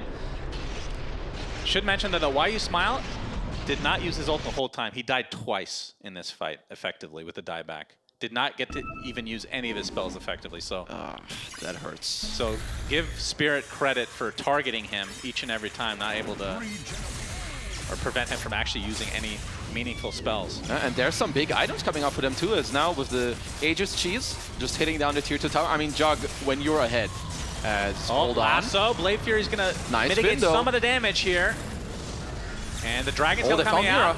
Nothing to say, pops his BKB, the Lion dies, and Yatoro staying alive thanks to that 20 Look talent. at his lifesteal. Yep, we talked about it pre-game. They're gonna try to focus everything onto Yatoro. He'll finally drop that the Aegis down as Shiro uses the Eclipse with the BKB in tow. And Yatoro will revive now. Focus is on the Luna. Laurel trying to finish him off. He does so. Double kill for him. As Yatoro resetting a bit. 2 dead for LGD. No buyback available for Shiro. So this is a tier 2 at the very least for Spirit. There's just a lot. I really like their, who they're targeting in the fight. We touched on it in the last fight as well. Laurel, again, he's just continuously on top of Why You Smile. It's so hard for him to end up playing these fights. As soon as the fight starts, he's just dead. He gets zipped on. Still no ult. Yeah. Yep, he's just dead. I mean, the best he can do right now is cast Solar Crest and try to stay behind.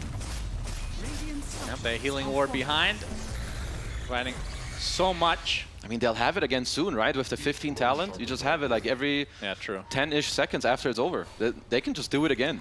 And Yatoro, he's just so quick on his fingers. He got the spin off before the last, so now he has Lincolns to make it even easier. I think Collapse has one as well, so they could double Lincolns him if they really want to. Yeah. And they can just continue to do this. Yep, tier 3 towers down and out. Shiro's not up for 15 seconds. Spirit, though, gonna back away for the time being, play a disciplined game of Dota. But yeah, this game has flip-flopped completely over the last couple minutes. What did I say? Oh, flip-flop? Flip-flop, yeah. Very good. Appreciate that. So we see this last fight. I mean, it wasn't too bad for LGD. The problem is obviously Shiro dying. That was a very unlucky Omni Slash, actually. I think it bounced on a creep and then just instantly ended. So even with that, and a great initiation on top of Mira, the fight still ended up going like that. So that is without not a the very good Aegis, sign. this would have been fine for LGD. Oh, of course, yeah. It's good of them to get the Aegis, and I think also the cheese out of the way as Laurel did have to expand that to get this great secondary jump onto Shiro. But still, Spirit doing some really good stuff here. As LGD smoking up, they've had enough of this stuff. I'll take that. Yeah, they need to get something out of this, and Why You Smile needs to use his ultimate. Radiant are scanning. This has been a hard game for him. I mean, played amazingly early game, but the last few minutes just has not been able to provide anything in these fights. It's currently really hard for them to, or for him to, What are his items right now? His items are, I mean, he's only got the Solar Crest, right? Because what he wants to do is buff up his Luna and hope that works, but when people get to play aggressively on you and they have all these BKBs and spins and Lincolns, it's really hard for you to do anything as a disruptor. You're more of a follow-up hero, and they're not finding the right initiations and the right fights for themselves. As even Miposhka, he's getting fat. He's got a Solar Crest, Force Staff, the Philly Stone. He's working on a Refresher. Yeah, that would be pretty good. No, literally take care of all the dispels on the side of LGD. Yeah, the 2 supports literally can't play Dota for 10 seconds. Yeah, it feels like Why You Smile has not been able to play Dota in the last few minutes anyway. That's true. That would just add so why even buy a Refresher? For the cores, I guess. Okay, so we've got another Arcane Rune onto Laurel's inventory looking pretty juicy and sexy. I do like that. The Black Dragon now online. I'm not sure if he had that in the last fight. Might have been level 17. Either way, we'll have the extra magic resist now, along with the terrain walk and whatnot.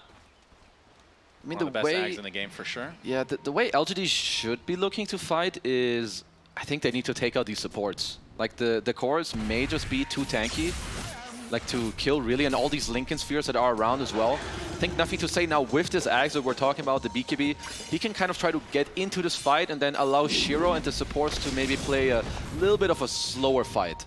Whereas Spirit, if Yatoro gets to hit, I think that's already a win condition on its own.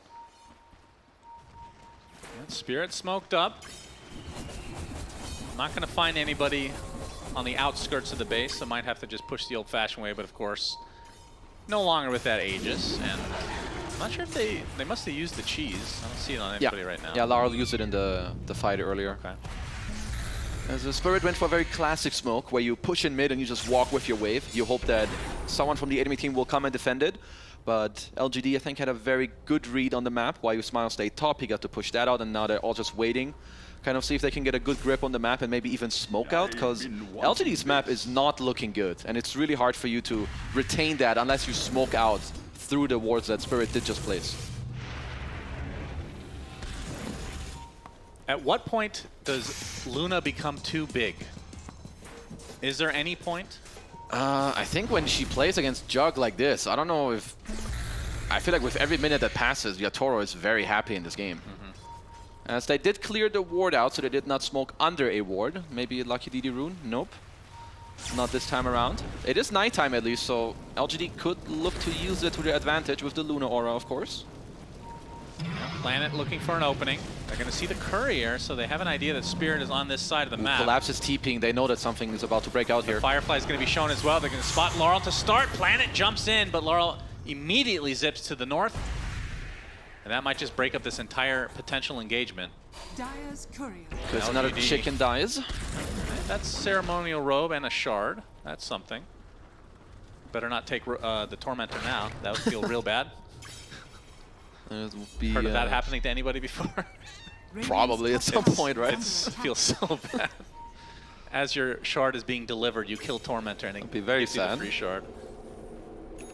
As LGD, I think rightfully so, they at least back off a little bit, but they're still holding the positioning. Another really good ward here from Team Spirit. They're just patiently waiting as Roshan can respawn soon. Yeah, let's see how fast this one is going to be.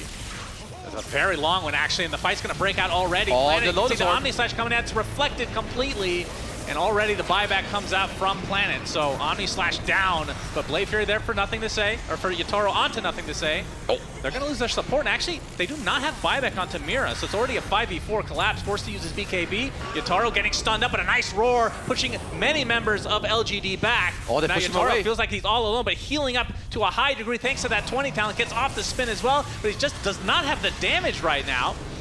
He's going to get stunned out right after the fact, and he's going to die. Will buy back instantly in TP, so LGD might have to back away. As they've already lost New, they're going to lose YU Smile as well. Poshka trying to slow them down a bit. Shiro will be using the Manta to get away safely.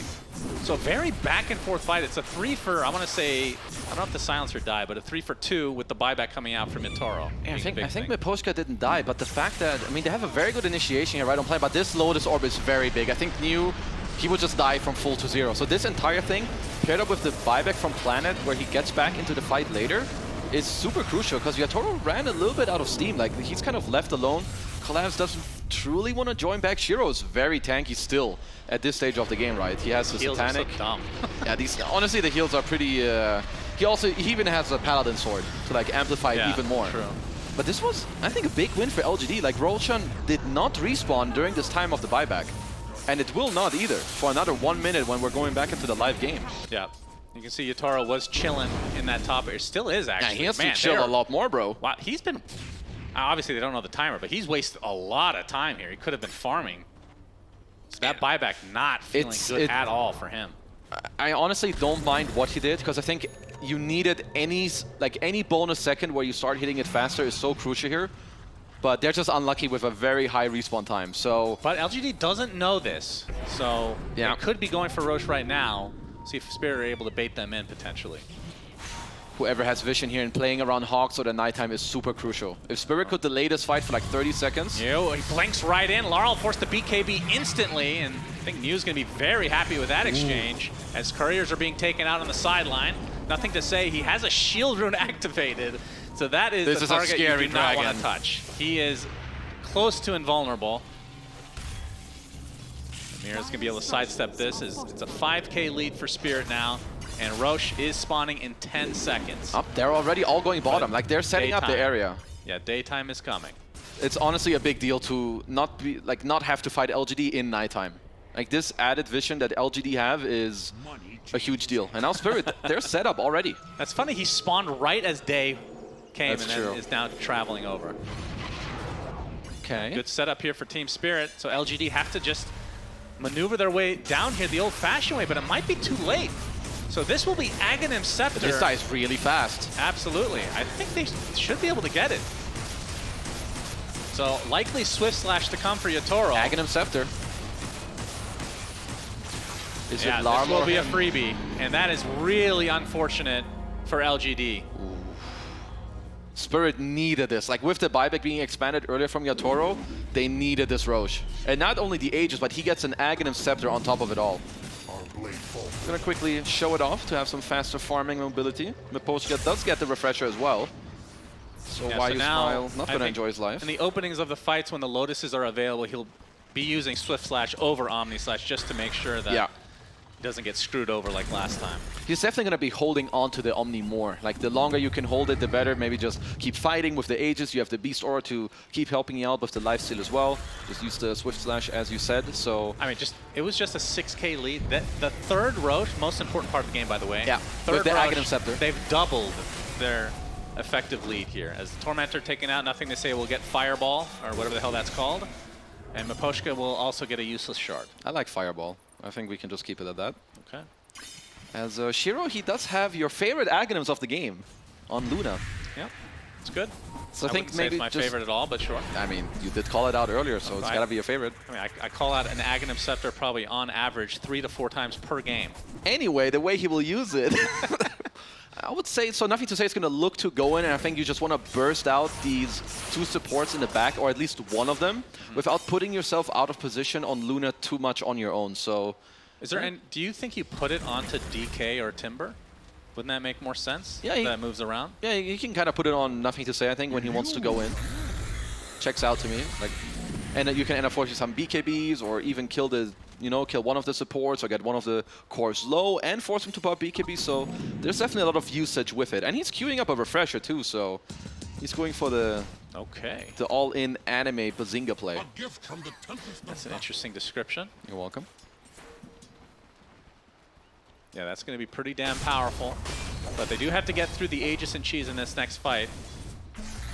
And, I mean, from Spirit's perspective, because this is looking like it's, if it doesn't end in this Aegis, it's going to go for quite a while. As, Why You Smile spotted out, does use his ult finally. Yep, great usage. Ghost Scepter? Oh. No, Electric Forces a Vortex. BKB. Yeah. Doesn't have the Aghanim Scepter on the Disruptor yet. Yeah, he'll get there soon. Yep, absolutely. I guess he was just chilling up top, trying to get some wards out. I think he was spotted by a Hawk, unluckily for him. As Spirit having very good control of this game right now, as Yatoro's just drawing the line up top. He wants the last outer tower to be taken. So I wonder if you buy out your refresher here if you're Shiro. I feel like you probably want to. Think Like so? Yeah, I think especially when you do play with this Ags, you're not like really looking to commit yourself too much. So I don't see how much But the if you know buyback will do to you. The buyback when they're in your base becomes that much more valuable at the same time, right? That is true. But maybe you need the refresher to win the Right. fight, It's like I would say 2 Lunas without Ags is more powerful than 1, or not Ags, with refresher is more powerful than, you know what I'm saying. What are you saying? 2 Just- Lunas hey, with that's Ags better That's my than... second stroke of the event. Okay, I get to average 1 We're per on day. day 2, so game 1 of day 2. It's just, gotta get Yeah, rid of the I think cobweb. 2 Luna is better than 1. That was a good statement Yep, from you that's there. right. Well done. Swift Slash online for Mr. Yatoro. You mean Swift Blink? Swift Blink. Well, no, technically I was right. He does have Swift Slash. Yes. That's second stroke. That hit quickly. So they're in quick succession. As Yeah. Spirit are getting ready to push onto this high ground, you do have to be a little careful, right? With the lasso is available. Tyson still watching on. Yeah, he's still ready. Appreciate you. We need Lincoln's, guys. Yatoro, okay. Oh, whoa, whoa, That hello. was actually an Omni Slash used. I'm not sure about that. Shiro's going to pop his BKB. They're going to try to pursue this a little further. This new completely secondary grip from this team. Could Gets be a off glimpse. the roar, though, onto him, but the Electric Vortex is there. Nothing to say. Deep in enemy lines as well. He's going to get hexed, though, as new. Able to get out just barely back here to comes his the base. Bazinga. And Yatoro is dead. That's the Aegis down. Good static in the back. Big static storm with the Eclipse on top, and Yatoro forced the Blade Fury away. They do not have their Lion. They have Glimpse if they Spirit now on the retreat. Nothing to say. He gets caught out initially by Laurel. Swift Slash comes out as well. Yatoro trying to focus down onto Shiro. Nothing to say. He's going to be the first to fall, though he does drop along with Noob. That's a double buyback. Oh, you better run, Lamps bros. onto Laurel. He's completely out of mana. Maposhka deleted. And it looks like Laurel's going to be next, although he does get a kill on the way out. Well, that's a costly defense for LGD, but nevertheless, good hold for them as all this gold and XP at least going into Shiro as well, but having to buy back your 2 tanky cores that will continuously have to go in first for you, not great. What they need to do right now during this death timer from Laurel, they need to push forward on the map. Like, you have to regain control, try to get your items up. There's the refresher from Shiro, and I think this next Eclipse with the refresher, it's gonna, I mean, this was a crazy play. I don't think they saw it coming either. Yeah, nobody did. That was, I mean, that was a full creep wave, basically tanking a good portion of it. And there's the Eclipse. Maybe if he's got the refresher here, but he will have it next fight. Yeah. As, I mean, they're looking to walk down mid right now. They have to be a little careful at least, because I'm pretty sure Laurel does have buyback available. Yep, onto the enemy side of the map now. It's been a while since LGD has been in this position. They're poking on the front door. This tier 3 tower will go down, and we've seen Luna in these situations. The Glaives are going to go absolute ham here. Storm Spirit available for the buyback. Laurel with 30 seconds if he doesn't want to expend it. Fortification number 2 comes out for Team Spirit. They're going to lose a set of racks. Hey, that's 1 free racks. So they will wait for Laurel to respawn. Probably the right choice. Well, the LGD made by far the best out of that. So these 2 buybacks they used to defend their own. In return, they get to take the enemy mid-rack. So yeah, sure, your 2 cores had to buyback, but I think overall with how it turned out, this gave Shiro a lot. Now he's 25 with the refresher completed and buyback money. So if they can get off a good initiation, they're gonna blow someone out of the game real quick. And he took the Lucent Beam mini stun, 25 talent. Be a lot of damage. Plus 250. Blade Fury, is it 80% magic resist or is it 50? That's a nice question. It's 80. Well played. Okay, so that's the same as Rage from Lifestealer. Yeah. Most other types are just 50% now. He's going for a nullifier on Yatoro. I feel like he's just going for all the items that make sure that when you go on this one target that they just die. Like, it checks out with the MKB, you just want to make sure you kind of shred through any potential butterfly and the high armor, give yourself more damage. Nullifier, kind of same case. I guess he's probably just going to drop the boots, right? You have 2 Omni Slashes that can help maneuver you around the fight on top of the Swift Blink. So, kind of like this itemization. I think Yatoro is always one of the best carries at figuring out what is the one exact win condition play that I need to itemize for and play for in order to try and win the game. And like Why You Smile has queued up enough items to for the next 3-4 games for him.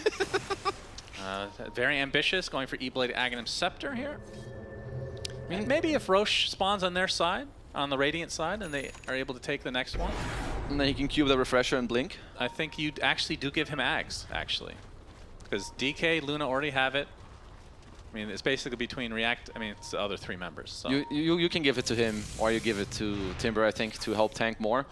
But he ended up buying the full E-Blade, but he might regret, or he's going to feel awful about this purchase once Yatoro does decide to build this entire nullifier. Because then it's just absolute worthless. Yeah. So Yatoro's you already... can cast it during the Omni or Swift, right? Absolutely. So we'll have to see how that goes. Back in the day when you used Ghost Scepter on Omni Slash, it would actually cancel the Omni Slash. Does not do that anymore. I mean, I'm glad it doesn't just stop it anymore, so... That was a hard counter. Yep, 1500 gold to counter an ult. Yep. Seems very valuable to me.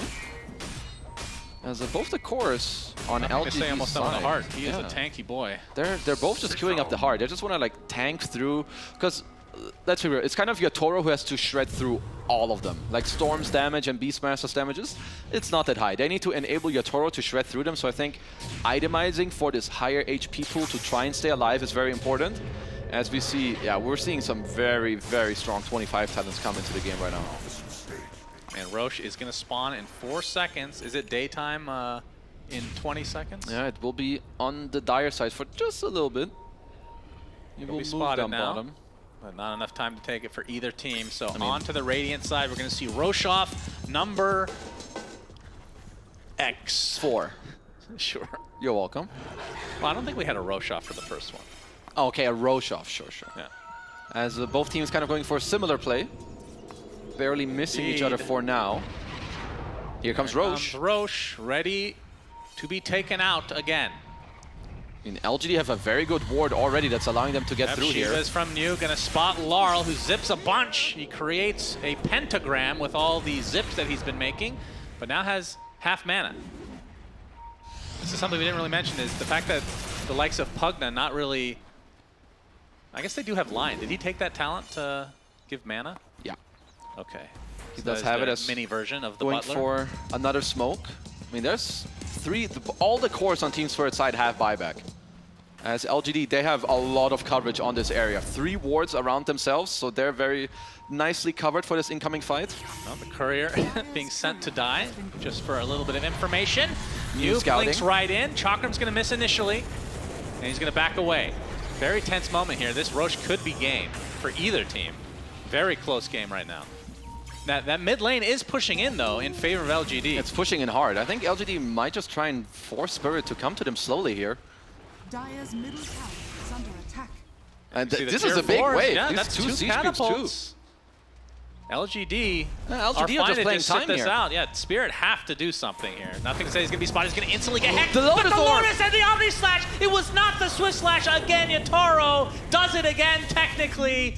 Blade Fury out. Global Silence is already activated. Is Why You Smile is the main target. He gets off the Static Storm with the Kinetic Field, so Yataro's stuck in there. Yatoro? There's the Eclipse from afar as well. The Dragon Tail is enough to take him out. He will buy back. As you can see, their base is getting decimated by these creeps. Why You Smile getting targeted, but it's going to use the Glimmer Cape to stay alive a little bit longer. Mira getting a nice stock off on the 3 heroes, but the double kill from Shiro as they are winning this fight. They lose the Disruptor final. That is a die back there, but the roar comes nice out roar on onto Shiro. Shiro. Can they focus him down in time? Yatoro trying to right-click through his heart. He does get the kill He is on fine. the Shiro, but the buyback, and they have the outpost control as well, so can TP at any point. Now, will Spirit go for Roche, or will they defend? Because their Ancient have to kill is soon. exposed and being killed by creeps. Nothing to say. Gonna get Swift Slash. He puts on the high Yatoro ground. onto the cliff. Oh my God, he's stuck there. Pull the wave to him and wait for the Swift Slash. I don't know what else they can do. As Laurel, okay. Laurel has to TP back to defense, so they can't even get Roche. They can't get anything out of this, but 2 members of LGD are still dead with no buyback in sight. Oh, they're gonna get Roche off of this. Holy Jesus. All right, Yatoro's Arteezy impression has come to an end, and into the Roach Pit he goes. Aegis, Cheese, Aghanim Scepter, who gets what? Oh, I actually thought there was a chance for the game to even fully collapse at this point. As, Yeah, Laurel Ags is probably what they would want. It's gotta be him. Just give your team even more lockdown, more easier lockdown, maybe even get to pull them together for Yatoro as well, with him still having the Battle Fury. Let's see. There's no way Collapse takes this. I feel like the Slum at this stage is not going to be that great, I don't think. He's just cosplaying the courier right now, I think. Yep, For understandable. Mr. Laurel, who, I mean, good of him to see that their throne was getting chonked down by creeps for like a whole 2 minutes. Yes, I mean, they did get what they wanted, which is Roche. Oh, but look they at this. paid the That price. was real quick on the Lotus by New there. Yeah, that was sick. See the little eclipse in the background, and here the good old get clipped. And luckily for me, has a Swift Slash. That's blink. true. I forgot. I got so excited that he was on the cliff, but forgot he could easily get out. Okay, so Laurel does have it. The Aghanim Scepter now. He takes the Omni Slash duration talent, so the Lotuses will be even more effective. Yeah, it's just way too good. Like, that other talent is kind of meh. I mean, they were real quick. Like, sometimes they're just not going to be that quick with the Lotus. We talked about when he got Ags that he's going to be holding on to them, but he has not. He's been opening with it. That's true. I mean, he must have felt good about it. I don't know. Sometimes you just, you know, you got to take the shot. Didn't work out that time, that's for sure. Didn't work out the last couple times, in fact. Nope, that's static. Okay, got to kill those creeps somehow. I mean, LGD are trying to push these waves Oh, out. triple bounties. All right. Not bad. Well, he just got like 1,000 gold. Yeah. Solid play. Shield Rune, very hype. That's All right, a lot this of is gold. actually Radiant advantage. It's pretty close, though. Some of the closest bounty statistics I've seen. Yatoro opting to not Omni Slash the creeps as the opener. Does remember that Swift Slash is available. Nice, he knows the hotkeys. As they are pinging the Radiant base. I mean, they do have 3 minutes on its Aegis, and with many Linkenses, they might want to try what we touched on earlier, as Collapse is coming by. Never mind. Yeah, creeps are killed. They're going to try to take advantage of this. That's a Swift Slash. Yeah, that was a Swift Slash this time. Learned his lesson. Oh, Shiro. He's got a Swift Blink for himself as well. I'm not sure if Nothing to Say is actually killable. He's got 5,200 HP with 43 armor. Like, maybe you need a Silver Edge or something to kill this man. Yeah, maybe. Yatoro showing off his Blade Fury again. As the Fireball is placed, a glimpse. Swift Slash is giving a little bit of distance so he can actually use the Blink out. Nothing to Say, yeah, you're right. Very unkillable hero right now. Waiting to use that ult, of course. And he has the AoE Dragon Tail talent once he's in Dragon form, so that is also a game-breaking spell if used in the right circumstances. But even with the Aegis and Cheese, you can see Spirit definitely a bit hesitant to push in here. And this is the right wave to go, or the right lane to be in. I mean, this is the thing sometimes with late game. It's even when you're ahead or behind, it's more about like how can you truly initiate. And I think for LGD, it's a lot easier to try and clutch a play. You lasso them into like an Eclipse and one guy is just dead. Whereas for Spirit, it's a lot harder as they do see Planet. They know he's here. Yeah, the zip in, Lara. Oh, Blink. Very quick fingers. And right now, LGD wasting a lot of Spirit's time. This Aegis is lowering in duration. I mean, if they can get through this, they'll be very happy, but there is a very crucial rune in the top area right now that neither team has spotted yet. There is a DD rune, as yeah, I mean, Planet barely got out there. Like, that zip is just barely missing him. Actually, yeah. Honestly, pretty close. Yeah. Getting away just barely. Just getting into the bongo boots to try and help his team even more. What was the rune, by the way? The DD rune that Yatoro did pick up now.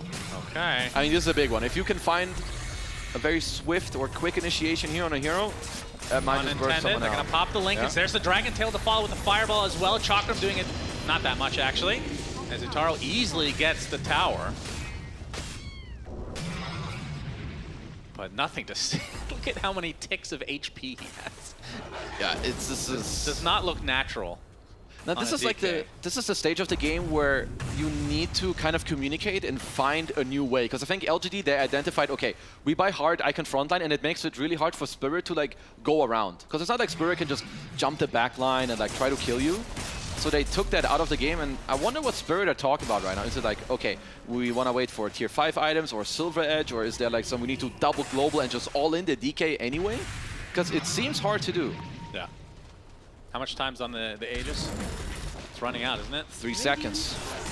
So Spirit I mean, obviously getting the Roche is still important because it gives you the cheese, it gives you the Aghanim Scepter, but they don't get anything out of the Aegis, really. They need to be, Yatoro has no buy if they can clutch him out here. Yeah, they're gonna pop the Linkens. There's the initiation with the lasso. Do they have enough to take him out? Got him. With the Eclipse, they do. No buyback on Yatoro. It's a 5v4 for 2 minutes. They need to cut waves right now. Or I don't know what they need to do, but they need to do something drastic. And I mean, the Ancient is exposed, so they can just go down mid. They don't have to worry about any towers at all. Just keep this wave alive. And they have fortification as well.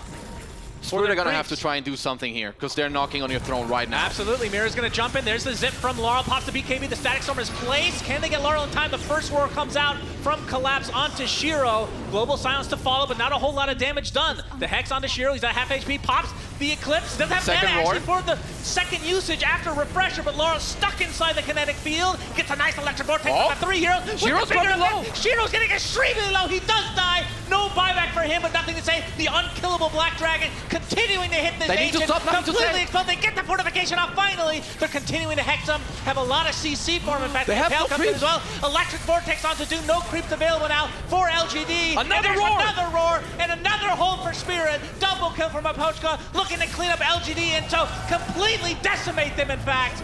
New is next on the list. Completely surrounded by Spirit members. Buybacks come out from LGD, but it's not going to get here in time. Triple kill from Mapochka of all heroes. 100 Good lord! Oh, this guy's He's a carry now. I told you. Yatoro ain't. He's watching his team carry him right now. They just 4-man defended all of that. He dealt 9,000 damage on Silencer. I will say, not having mana for that second eclipse, big deal as well. This clutch play. Glimpse into the lasso, just pull him in right after the Aegis is gone. The Spirit were not ready for this play, but they were ready for this one. Yeah, Shiro, I don't know if they got mana drained, but the Refresher basically used up all of his mana, so no second eclipse at all.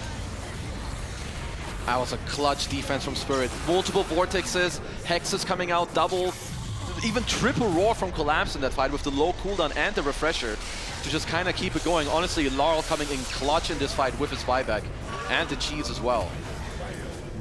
And there's a tier 5 items that I can see. Oh! A Book of the Dead on the Beastmaster, It's Shannon. time for tier 5 item, my favorite. Yeah, Beast, that's a pretty damn good one. So you get the double Necro books. Okay, but they do have buybacks again on LGD. Apex for Shiro. A lot of extra agi now for him. Honestly, he needs mana. He needs some way to be able to pop this refresher without being horribly out of mana. I'm a bit surprised that that's his best item, because he is a bit of a hybrid build. Oh, Mirror Shield is dirty. That is a good one. Also, that's a Revenant's Brooch, or Brooch, I don't know how to pronounce his item, on Larl. Yeah. And he is getting very strong. He is. You can see the creeps are pushing here. They get the range racks in favor of Spirit, but the rest will be taken out, including the Necro books. No, Larl having this item, it's no joke for these high armor heroes and also for Y. Sorry to interrupt. Yutaro gets Pirate Hat. Okay, it's stupid. Oh, this has to be the best jug item, right? Do you think so? I think Pirate's Hat might be better. Ah, okay, I guess they're both The attack speed is insane on this hero. I guess they're both really good. You're right. How is Roche up? I thought we just covered Roche. What, this had... Was this an instant That spawn was an instant spawn. Because when they killed Yatoro earlier, it was literally 10 seconds after the Aegis expired, right? That was 3 minutes ago. I guess so. I guess that's how long you go to the toilet for, apparently. Time flies. Time flies when tier 5 items come out. I lose all sense of time in general. Did they even get all of them yet? No. Does everyone have a tier 5 item? No. As we have another one drop here. I'll say it again. I guess I get to talk about it every day. Arcanus armor. Okay. This item is broken. Nobody gives a crap about that item at all. Well, someone should. Yeah, maybe. Nothing to say. Still considering his options. I mean, there's still more options for... Okay, Mirror Shield. Can't blame him. Okay. That's a busted item. We still have all the... We have the supports that can still come through. Another Mirror Shield. The Book of... Not the Book of the Dead. What's the... Book of Shadows? Book? Yeah, Book of Shadows feels like it's an underused item. I think it's a good save. Similar with Force Boots, because even like there's a lot of nullifiers at the later stages of the game, but Force Boots, it overrides nullifier. Wait. Are you positive about this? Pretty positive. That does not sound right. Pretty it's positive. It's a Force Staff, basically. I'm pretty positive. You're saying it's undispellable. Pretty, because it just pushes them instantly. But so does Force Staff. Anyway, Roche number 5. I'm fairly positive. And who will take this axe? Maybe Mira? Sure. No? Yeah. Yeah. So we're going to see Finger get a little bit of an increase here. A little buff. 36k lead for Spirit. But this game feels very even, considering the avenue for LGD is very straightforward, because the Ancient fully exposed. I mean, the Ancient is exposed. They will always have... I mean, both teams are going to have Glyph for any of the next plays that do come out, and we're going to see... Oh, man. What? The Force Boots on bat now. It's like, you have Force Staff and Force Boots with the Blink Initiation. You can pull these guys back to the fountain. Come on, why you smile? I want to see a Seer Stone or the... Does he have Refresher Arcanus on Bat Rider yet? I think He's actually going to right-click on Mapushka. Wait, he's queuing up a... What's this, an MKB? I guess. What a beast. There's the Seer Stone. I like this a lot on Why You Smile. I think all the... Like, in late game, any... more things you can get out on like helping your team initiate or whatever it may be and so on is very good as Yotaro. Yep, gets the tower, nothing to say, making his presence known. Yeah, push him out of there. Yeah, and Force Boots can be used on allies. Yes. Or can it be used on enemies? It can. Enemies? I'm not sure about enemies. I know you can use it on allies. Oh, okay. Mapushka's gone all in. Pirate Hat, so you get the bounty rune every X seconds. He's going to be a core. Yeah, I was going to say, because Last Word Mutes is in theory, insanely good. But if you're doing this much damage now, the bounce, which is the old shard, is obviously going to be very beneficial. There's nothing to say. Trying to defend against Yotaro is just going to continue to tick away at this range Rax. I mean, Miposhka's gonna do a lot, especially if they're starting to ignore him. Glaives, MKB, Beast Aura, whatever else you have around him, stealing all his intelligence, and having Pirate Hat. This item is no joke. 150 attack speed? That's more than a Moon Shard. Yeah. That's a lot of items. Oh, they got Everybody has a million items right now. This Planet died. He has no buyback. That's a 2 huge minutes. deal. That's their main initiation.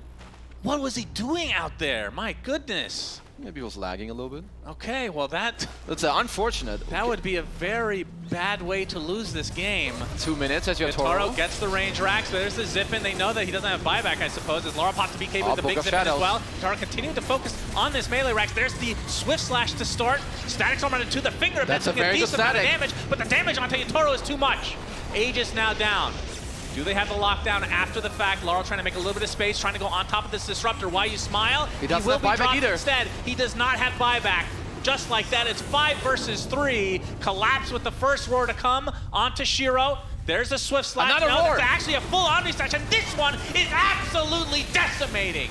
That Stygian Desolator doing work. Shiro pops a refresher. Can he get the Eclipse off? He's getting controlled, though. Another He's not finger doing that comes anything. out, and Shiro's dead. That's a dieback, and Team Spirit will take Game 1 in a very entertaining state of affairs. It's unfortunate that the Bat Rider does die there before the fight even begins. He just had 155 stolen intelligence. That is in the insane. very last moment of that fight. Miposhka kind of popping off towards. I think both teams had some really sick team fighting in this game, but honestly, Spirit very just continuously staying on the ball, knowing what they need to do, what items they need to buy, and Yotoro's Jugger. Man, honestly, this is one of the scariest hero combinations that I've seen, at least recently. Yeah, Spirit, I mean, both teams, honestly, looked really good in this game. It's one of those that could have gone either way for sure. Yeah. Team Spirit taking some huge risks with letting their towers get killed by creeps while they're trying to take this Roche, but they do get what they want. They get the Roche. Not enough buybacks for LGD to actually contest, and that leads to the eventual victory for Team Spirit. But I mean, coming into this, I know that Team Spirit came into this with a 2-4 record, LGD 3-3. Yeah. Both teams, I'd still put them, you know, around the same level as we've seen them.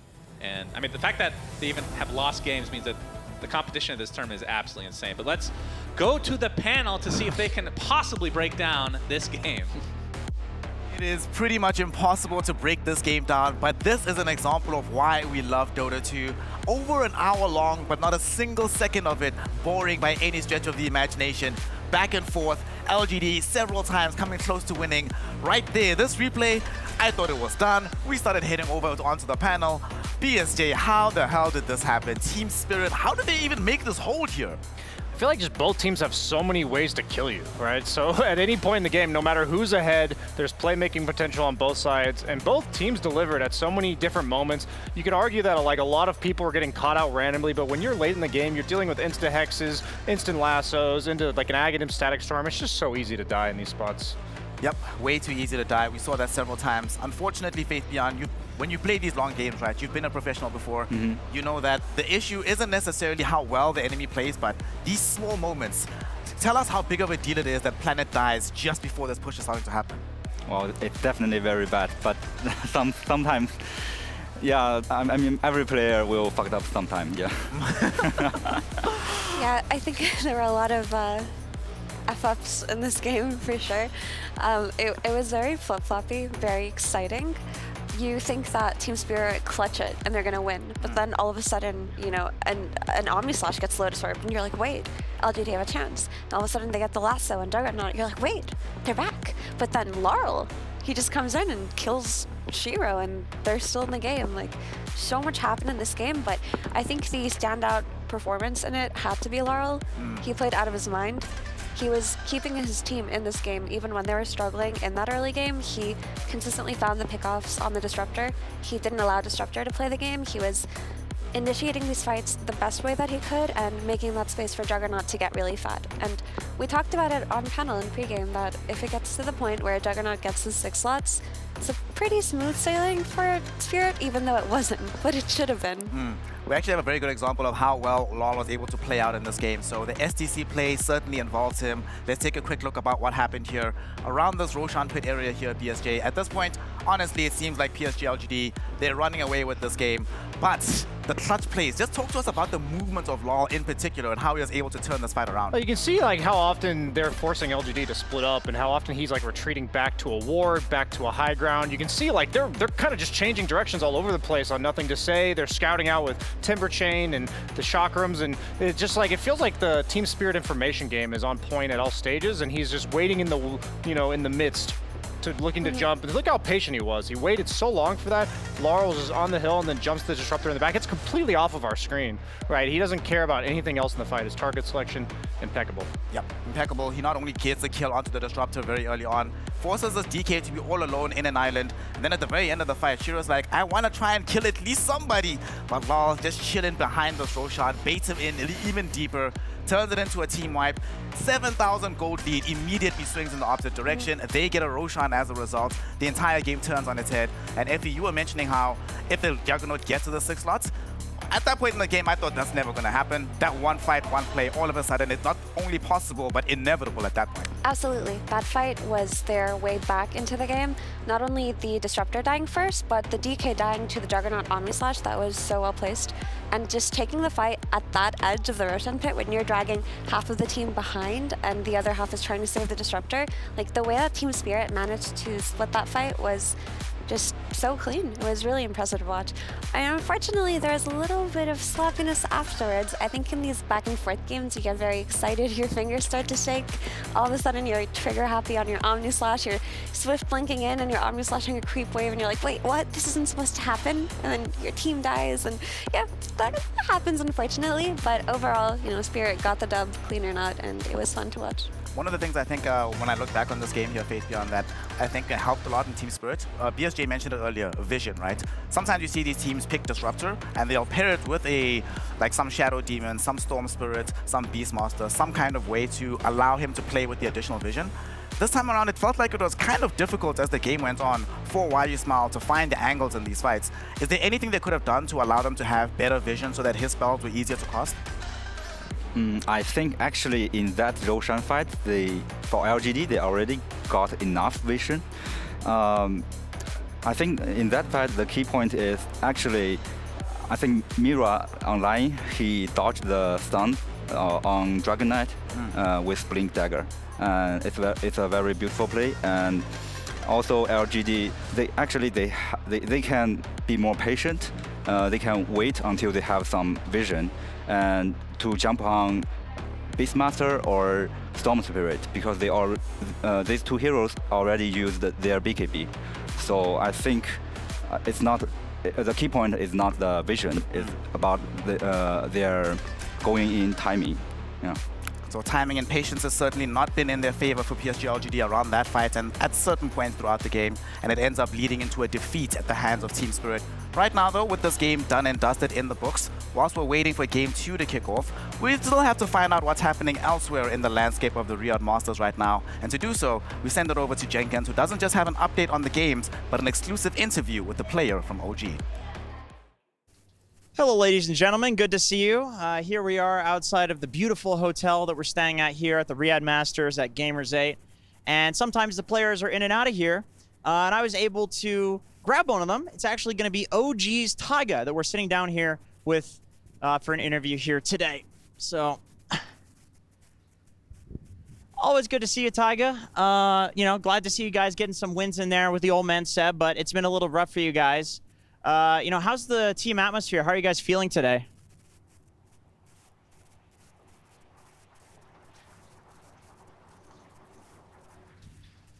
Okay, well, very focused. I understand that.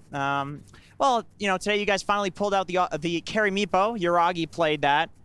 How does it feel playing as a support with the carry Meepo in this patch?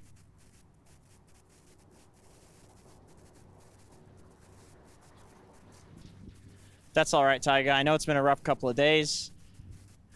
You don't have to talk if you don't want to. Here, I got you.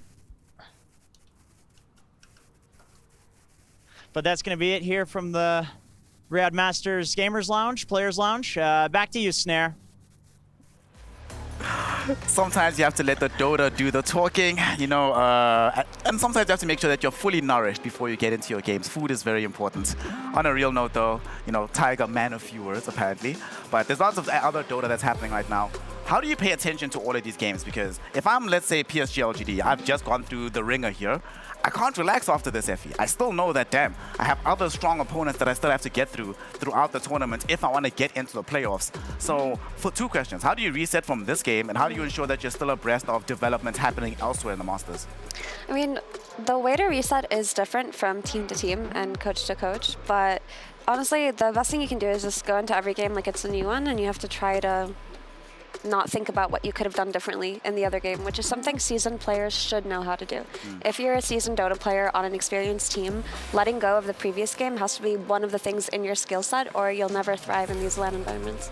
We have heard of this panel already that there's a bit of an experience gap on the side of PSG.LGD. Not all the players, some of them, but fortunately they have enough support to allow them to flourish under these conditions. They will be back for Game 2 up against Team Spirit right after a very small break. So don't go anywhere. The Riyadh Masters continues in just a moment.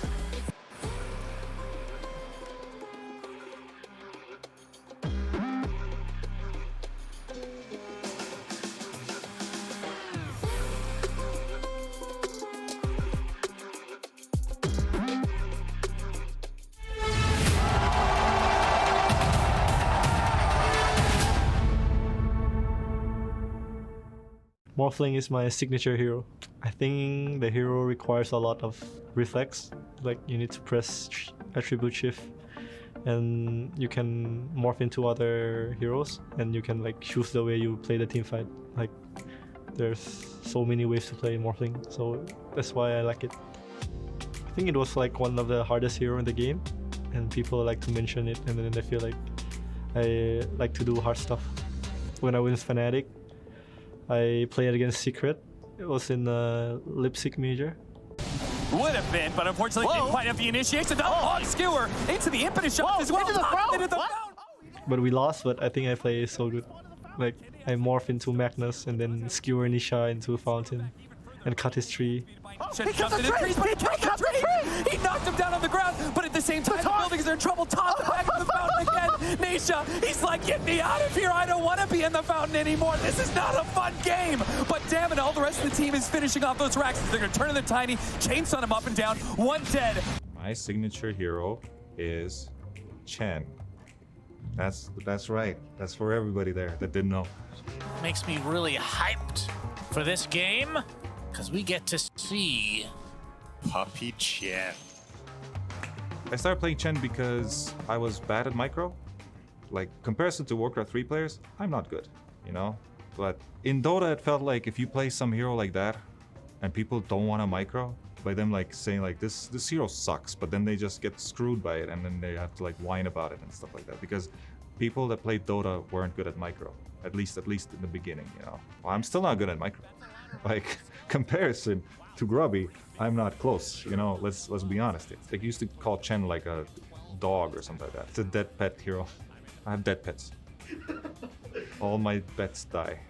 And at TI1 I blocked everybody, so that was fun.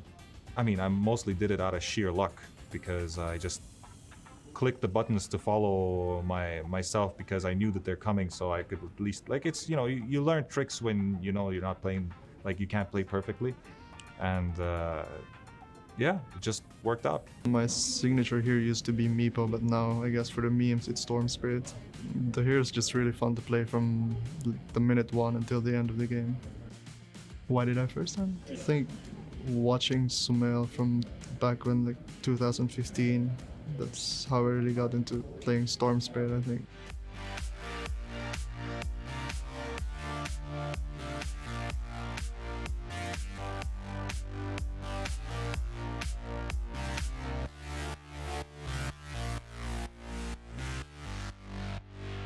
That's how I got my inspiration, I guess.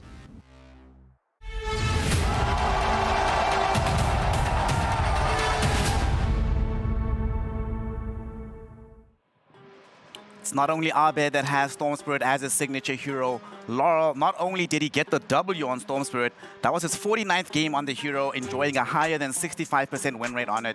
And Effie, you were mentioning in the prior panel that he has a couple of heroes that when he's excellent on these heroes, he's really damn good. And we've just got an extreme demonstration of exactly what can happen when he's playing at his utmost, at the 100th percentile, basically. Yeah, I mean, there are a lot of players who have a very tight hero pool, or puddle, as people may call it, but they play it so well.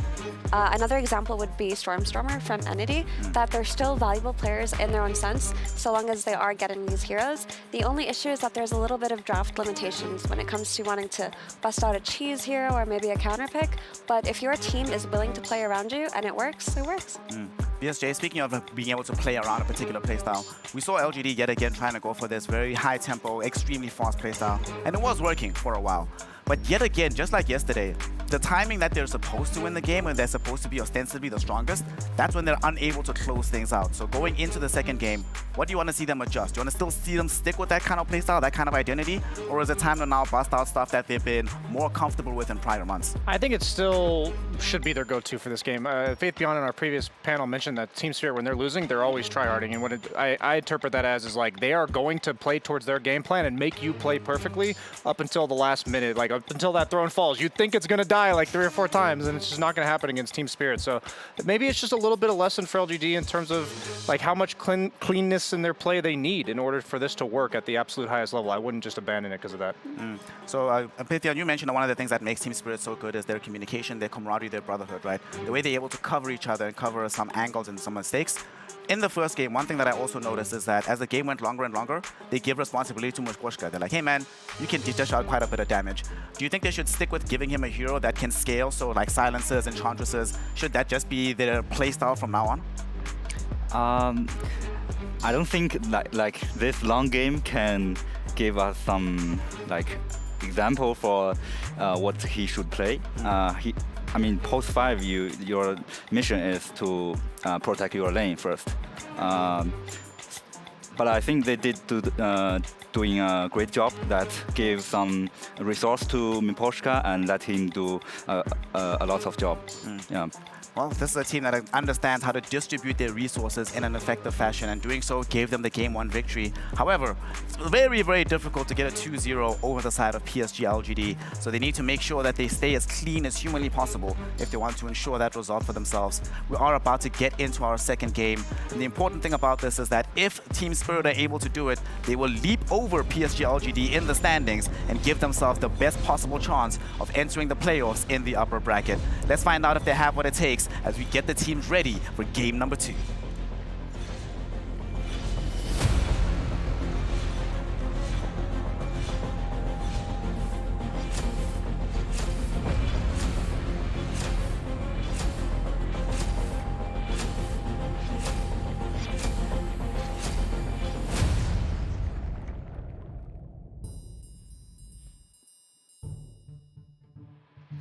Game 2, baby. We are live. We are getting into it. PSG.LGD versus Team Spirit for the second game. Something very intriguing is happening because now they have swapped sides. Radiant first pick is now going towards Team Spirit. Dire second pick for the side of PSG.LGD. Brian, coming into this one, do you know what the ratio is? It's gotten higher than the last time we spoke about this. It is now at 83% at this tournament that the Radiant team has first pick and the Dire team has second pick. Have you thought about it a little bit more as to why this keeps happening? Well, first thing I think of when I hear that is the meme where the guy's pointing, he said, the number of Radiant first picks is too damn high.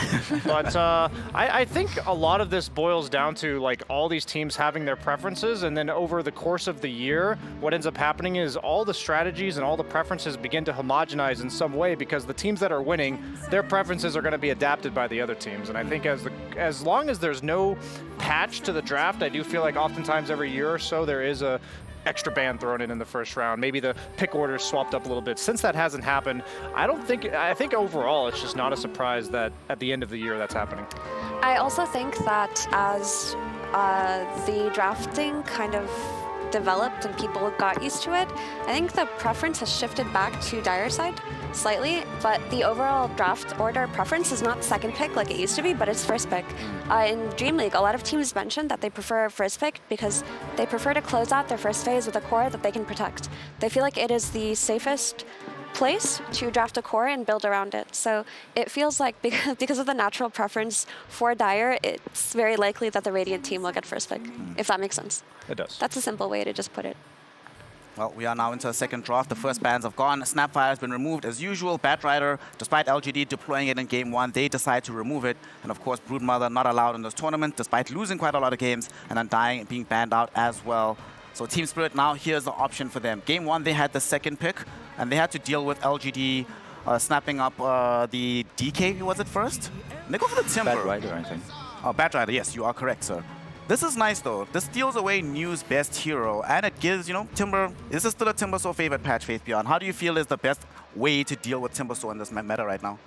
Timbersaw is definitely a strong hero. You can put it in mid and off lane, and you can cause a lot of damage. I think you have to pick some counter hero like TA or Morphling or something, but I don't think like Timber is a hero can be countered very, yeah. So that's why he can be first pick. I think we've seen LGD's Timbersaw, you know, Spirit has it, lose quite a few times to Bloodseeker. So that could be a hero that LGD are looking at themselves since they've lost to it. I can't see a world where it doesn't get banned out in the second phase by Spirit. So the IO Storm solution can also be a thing. The important thing when it comes to a Timbersaw is you have to have a hero that's able to rotate and kill it once it starts exerting its lane pressure. In the past, it used to be mid-bat. In the past, it used to be Lina. But because these heroes have fallen off, I feel like Storm Spirit +1 can kill Timbersaw early on. This also means that it's going to be LGD, their first time deploying the IO within this tournament writ large. The hero has been enjoying a very, very high win rate of 65% across 17 games. So LGD is going to be relying on it to make sure Storm Spirit has a better game. And of course, denying Law his best hero. So they say, you know what? You take our best hero in the Timber, fine, it is what it is. We're going to take yours away. Make sure we're playing a much more even matchup in that way.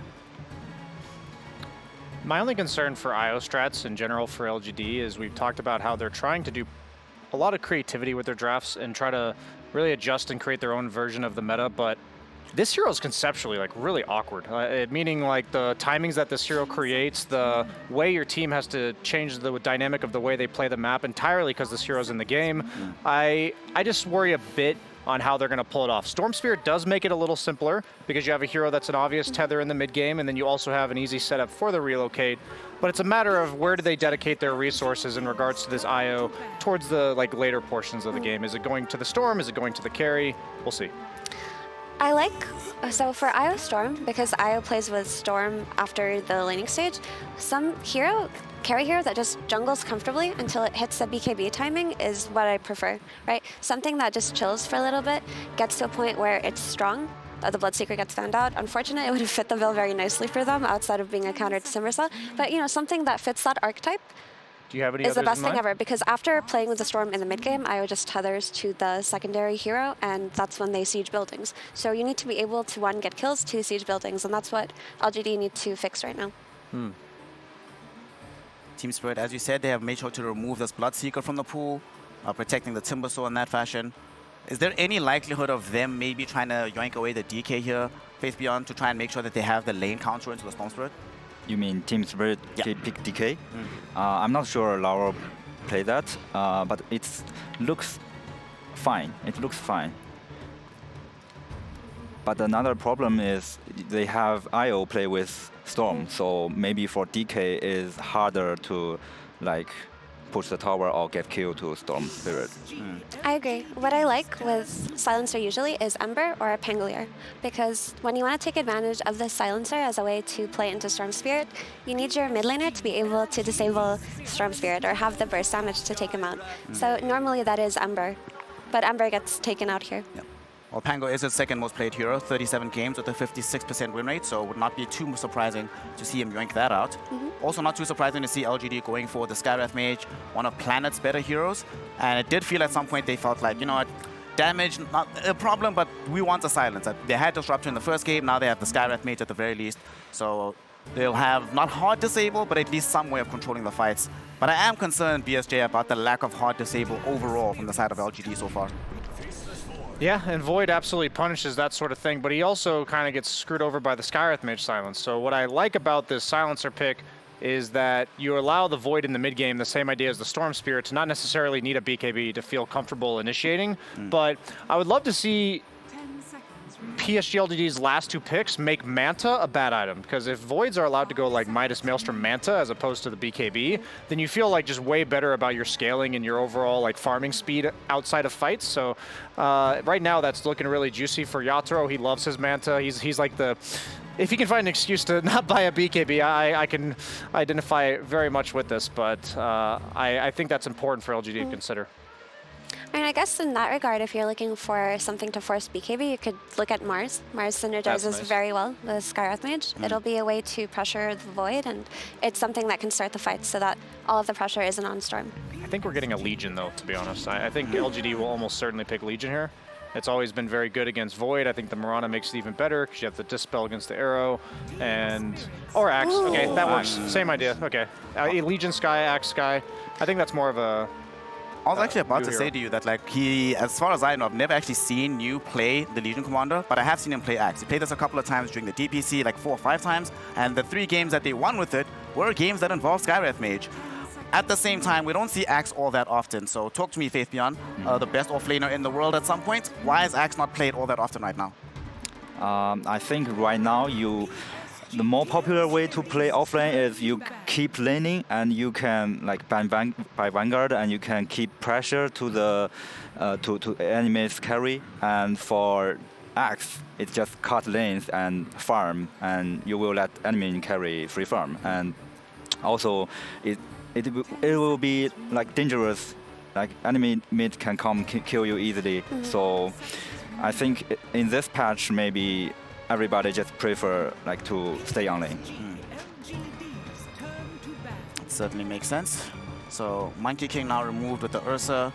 Team Spirit ostensibly protecting this Timbersaw, and then we have no Tiny available from Laurel.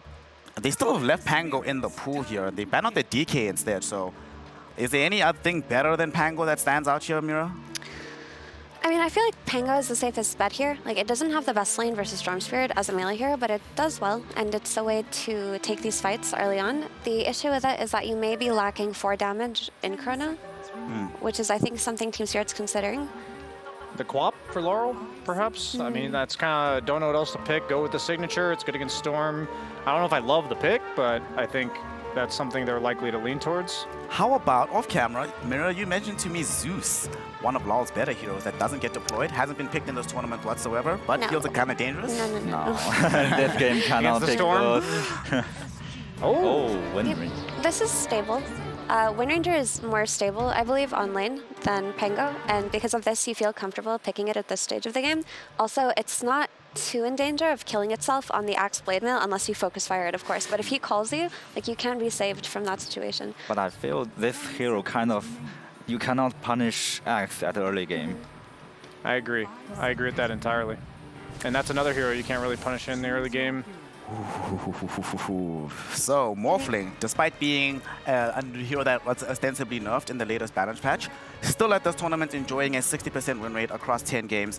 So here in this situation, you were mentioning, BSJ, that you want a hero that's going to make buying Manta bad. Have they done so? But also, conversely, do they have anything on Team Spirit to deal with heroes more? Yeah, no, absolutely. The Axe does that because the Manta just makes his illusions spin more and do more damage. So I really like what LGD's got this game. I think last game, Team Spirit had a lot more playmaking potential when they are behind, so that allowed them to come out of a laning phase at a disadvantage and still crawl their way back. I don't think that's the case. I think there's a very similar narrative for the first like 15 minutes of the game. I really like LGD's draft a lot. Like, I just love everything about it. The way their heroes lane, the way they distribute resources, the way that they, like, meaning the IO can leave the Morphling after the first few levels and play around the Storm. You have 2 very hard to gank side laners. I don't know if Spirit feels comfortable killing these heroes at any point. So I think one missed Chrono in this game is kind of GG for Yatoro. A lot of hard task. I will respectfully disagree.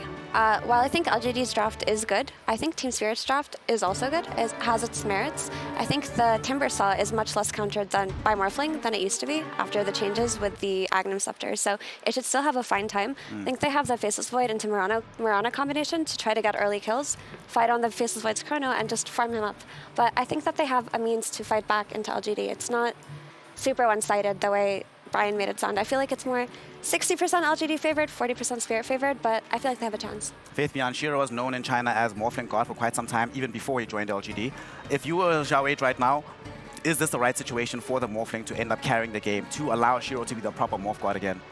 Yeah, Morphling definitely a good hero in this game. And before last pick, I actually prefer Spirit draft. But I think after this last pick, Wind Ranger is kind of too weak at early stage, and this game also is really, really good for Morphling. So I'm going with LGD this game. So LGD, I imagine Team Spirit and an LGD? She says she still leans towards LGD. She just thinks she likes Spirit's draft more than I do. Yeah, I think they have a chance. I think their heroes are very winnable with. All right. Very excited to see how this game is going to pan out. Let us witness what Game 2 has to bring us between PSG.LGD and Team Spirit, a run back of the 2022 Grand Finals. My panel has some split wisdom, but now we have some further wisdom from Sun Tzu. I'm kidding, it's just Suns fan and Kiss. Thank you very much. Got game number 2. We do. Between LGD and Team Spirit. Kazoo? Yes? Say something? Hello, everyone.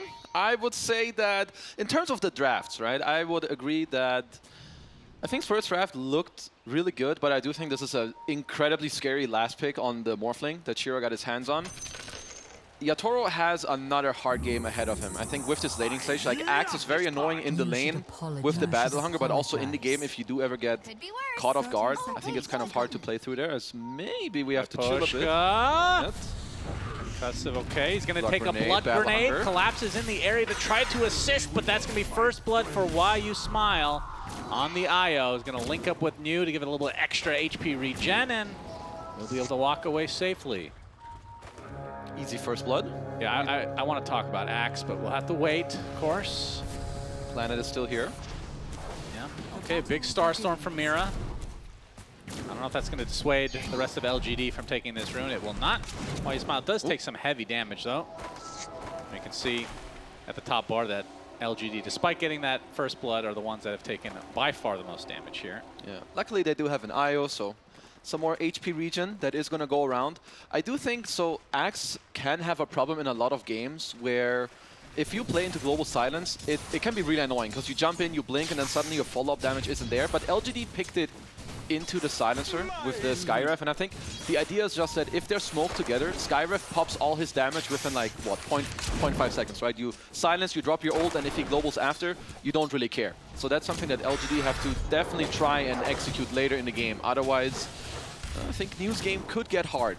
Okay. And talk to me about more, as much as I cannot stand talking about this hero, I am interested. Yeah. The nerfs were pretty severe. Yes. To specifically the, well, that's actually two-prong attach here, or two-prong approach from Valve. The adaptive strike cooldown has been increased by a pretty good margin. That's been used to farm a lot. And the second thing is the Agnum Scepter is reduced by, I want to say like 50%. It's like in 10% less if they're a normal attribute. From 20 to 10, right? Yeah, and 20 to 5 additional on Universal. So it still matters a lot, but to be fair, the Axe Scepter is still so good as you get multiple spells and you still steal their stats there. From what I've seen, most morphs will still end up going for the Agnum Scepter, so I wouldn't be surprised if, you know, Shiro will opt to do it this game. Terrific. Yep, terrific. Yep. You'll see all of the stuff that you used to see before. It's just that Morph isn't as busted. Like, he doesn't just auto-win every lane by spamming adaptive. He doesn't just doom someone when he turns into them with Axe Scepters. I mean, people get to play now. It could be worse. It could be the old Aghanims where you became a teammate and you just picked Earthshaker every game. Oh yeah, and you could you could Superman around and just insta-kill people with 8-second stun lock. Yeah, Morphling's had some different eras, I guess, within himself.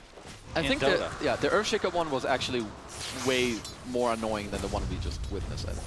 Yeah, no, that's my opinion. I would agree. It's just, this is the latest thing, so I like to complain, Yeah, of course. Checks out. But Shiro will be playing that today, and I mean, what do you think of the matchup in the mid to late game against the Void? I would say it's... I like it for the most part, but I think like level, this might sound weird, but level 20 and like 4 items for Void, like when he gets this attack speed in the chrono and he gets like his 3rd to like 4th item where he can actually pressure the morph that if I get a good chrono on you with like some follow-up spells that then you kill him, I think at that stage it becomes really good for Void. Until then, I think morph is super scary because you don't really kill him in chrono. He can speed up the game as well. He's a very good hero that gets Aegis, which Void hates to play into. And honestly, you're a really good Axe target as well. As a Lotus battle. Good attempt with the adaptive to try to disrupt that, but Team Spirit will get it. And of course, Lotus on the side with Io, very important to try to deny. And they do so. Denied. And mid lane, nothing to say on the Storm Spirit versus Laurel on the Wind Ranger. The panel wasn't super thrilled with Windrunner in the mid lane. Your thoughts on this matchup as a whole? Yeah, I guess they needed a mid hero that allows the supports to play through it. So like maybe some cheap setup, like some, you know, whether it be some Embers, but all these heroes got banned out, Ember, Tinies, that you can just play through. So I think Wind Ranger is like an okay substitute. I wouldn't say it's my favorite pick, but I can kind of see where they're coming from. Shiro, he's just gonna be fine in this lane. Like playing Morph, like you have super high damage with an Io that's just healing you. You should just be chilling here. Well, another instance, we saw this yesterday with Caudle being picked, where you have 2 heroes that really want to get mana with, I think it was the Storm Spirit and Medusa. Now you have the Storm Spirit and Morphling. Oh, Planet. Skywrath being chased down. Looks like Planet will take a tumble.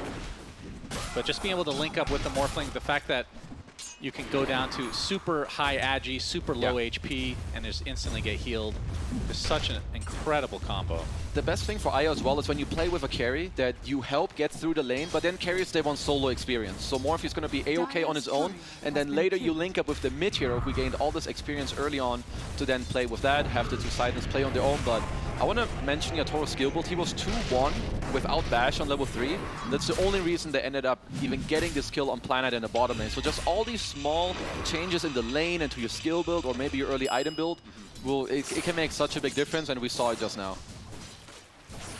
Well, nothing to say right now. 24-6 and 23-6 on the other side. So very, very, very even laning stage so far in that mid lane. And yet to be anybody to actually try and gank the Storm Spirit. We've been seeing a lot of at this tournament. Before that level 6, we've seen, I feel like every game has been at least 2 ganks per game before that point. Yeah, we might see some more heroes also move into the mid lane on probably minute 6, first active rune. I'm a bit surprised that, well, Mira doesn't have Arrow and Laurel doesn't have Shackle, so maybe later when they both get a bit more levels, they can try to sync that up. It's down bottom once again, Planet getting ganked here. Miposhka coming from the north, and that's going to lead to a kill as Yutaro gets credit for that. They're going to get a nice tomato and potato combination. And Shiro, again, continue to just be at this low HP threshold, but with the IO, it feels like it's not even risky anymore. These are very big kills, because Neo is playing for his own game by creep cutting and like killing some easy camps, so he's getting very fat. But the fact that Yatoro is getting kills in this bottom lane at the same time on Planet, like that was a second kill. This can be game breaking for Team Spirit's early game here. Shield rune is picked up by Laurel, so he gets the first power rune of the game.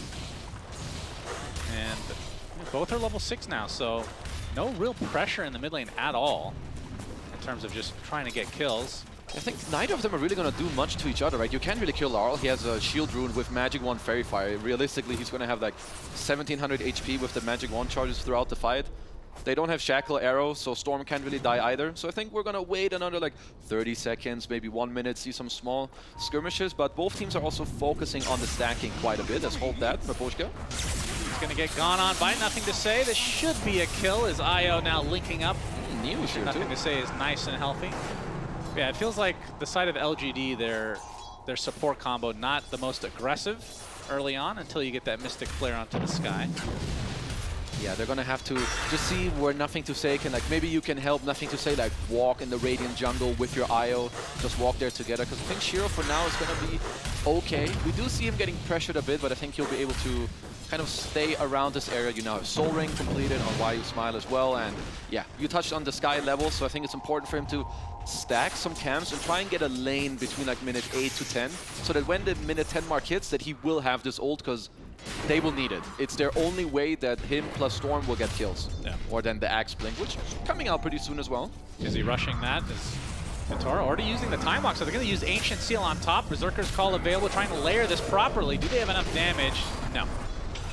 New. Twice. Yep.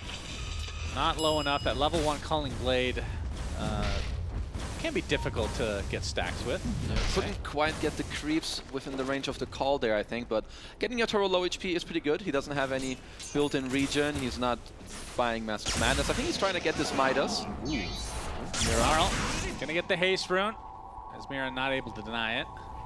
Dire's middle tower is under attack. There's a lot of stacks on the map right now. Like later, I was to collapse. He's gonna be very happy about that. We're gonna see Mira's net worth also really pop up, and yeah, I must say, seeing Yatoro have this much net worth right now is definitely a little bit worrisome if you're LGD right now. You didn't need that. Easy last hits. Another one. Pretty casual early game though. Yeah, very casual.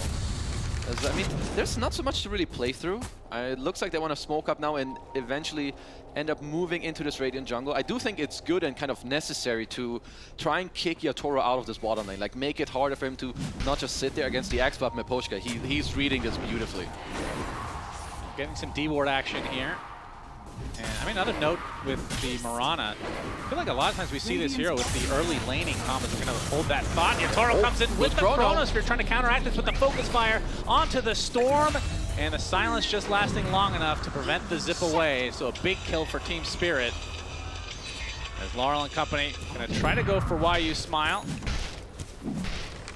And it looks like he will eventually be taken out. No Lotus for you. So 2 kills for Spirit, getting something now at this 9.5-minute mark. This is huge. Like, I cannot stress enough at... Pretty sure when LGD go into this game with these heroes, they're expecting like to kick Yatoro out of the lane by like minute 7, 8 or make it really hard for him. But instead, they're the ones that are actually getting kills, and ooh, Collapse barely scraping out. Great timing on his TP there. Tower is under attack. Radiant's and here, like, this is all so many nice plays that fall into each other. Miposhka breaking the smoke, they fall back nicely, kind of bait them in. Yatoro gets to move over. Lawless here as well, great chrono into like all these small things, starting from the laning side with the skill build up to now that are setting themselves up for this type of game. Yeah, that's a good amount of stacks here for Team Spirit. It's gonna be all for Mr. Collapse. Like nothing to say. Wants to try to take out Laurel, but they'll have to. There's the Axe Blink. Settle here as the first. Nope, New not able to get the full shot. Or did he? I think he did. Didn't feel like that. Yep. Okay, it did. Choppity chop number 1 for New. Always good. Start the game like that, as now they're gonna try to pressure the mid tier 1. Collapse is gonna get some of the stacks, so Mira's golden XP gonna go way higher. It's definitely great for them. Mid tower also going to be defended, so you show the Axe Blink, but all you get is a silencer kill, and Yatoro just continuing to farm bottom. So game is slowing down a little bit. I think we're getting closer to Planet's level 6, and then they're going to be looking at straight up another smoke.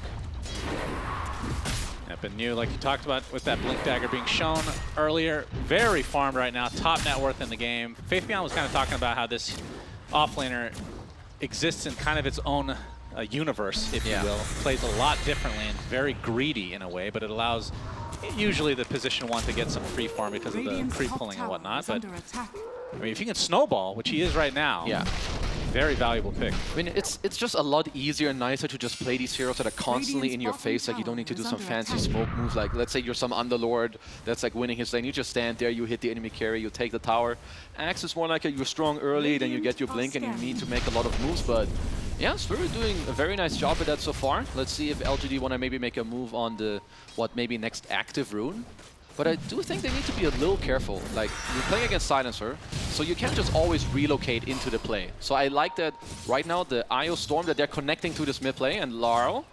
Yep, there's the call with the Mystic Flare, Ancient Seal combo, but they won't have enough damage to actually finish the job. Oh, the counterplay. Laurel coming in with the Chronosphere. The arrow actually connects on Axe as well. Power shot combos there as well, but you got the relocate.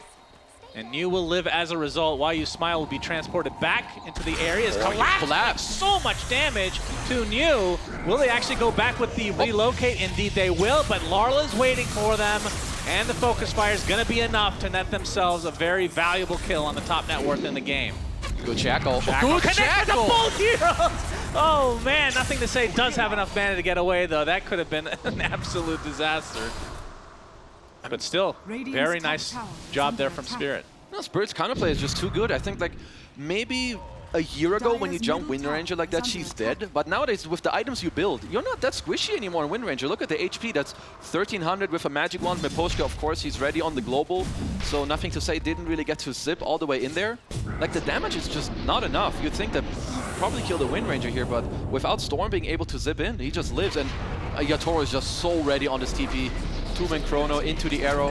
It's definitely a good relocate save here still, but damn. I mean, Spirit they're definitely outplaying them currently in this early game.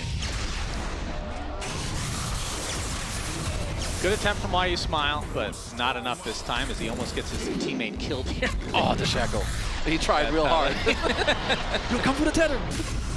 Oh, we have action here in the tier 1 towers. Another chop coming out from New. Number 2 for him. Attempting to get out of dodge, but Yatoro is there. And now they're going to try to chase down Why You Smile, and that's going to be an easy collateral. So 2 for 1, again in favor of Team Spirit. And that's without global. Like the way that I envision Spirit to win skirmishes right now is simply because they have global to use it offensively, or when this Axe Call comes out. But LGD have not been able to really implement Shiro into their gameplay at all. So they're going to have to kind of rethink at what they're doing, because Spirit are incredibly happy with the state of the game right now. I mean, look at Shiro's farm right now. In terms of the cores in the game, he's actually bottom. Yeah. And this is with Yatoro on the Void, coming into 2 fights now without having any actual item. He's in every single kill on Faceless Void. 306, so 9, yeah. 100% kill participation. Midas Maelstrom, minute 14. I know this is the 5th time I say it now, but this is a scary Faceless Void. Yeah. And it ain't getting any better. As Moonlight Shadow is coming out. Does not want to use Midas because he is invisible. Indeed. See if it pays off. Chrono in 3 seconds. They're going to pop the dust. Why You Smile. We'll see what's happening here. And he will be the sacrifice, but I think he'll be happy. It could have been so much worse as, like I said, Chrono now available. Midas is used. Yatoro, very, very scary now. I mean, when you're top net worth as a Void at 15 minutes, that is not something that should be happening. Yeah, this is not like some top network where as Hold That collapse. He does a pipe and there's a global. Blade Mail is being used as well, but the pipe comes out. Oh, he's chilling. Collapse just walks away casually. Yeah, what up, homies? Nice try. They barely scraped through half of his HP there. And to go back to the net, like this is not some people are low net worth and like, you know, this Axe is very high net worth and you're ahead of him. So LGD, now what they should be looking for when global is down, they're really strong. They don't have any high cooldowns. Like this is where you push out the lanes and you need to try and push forward for LGD. It's only a 1K lead overall, but like we said, that Void is going to be pretty hard to stop. Do you have the burst damage? Like you said, we haven't really seen the Morphling get too involved in this game, but I mean, at what point can Shiro be involved, do you think?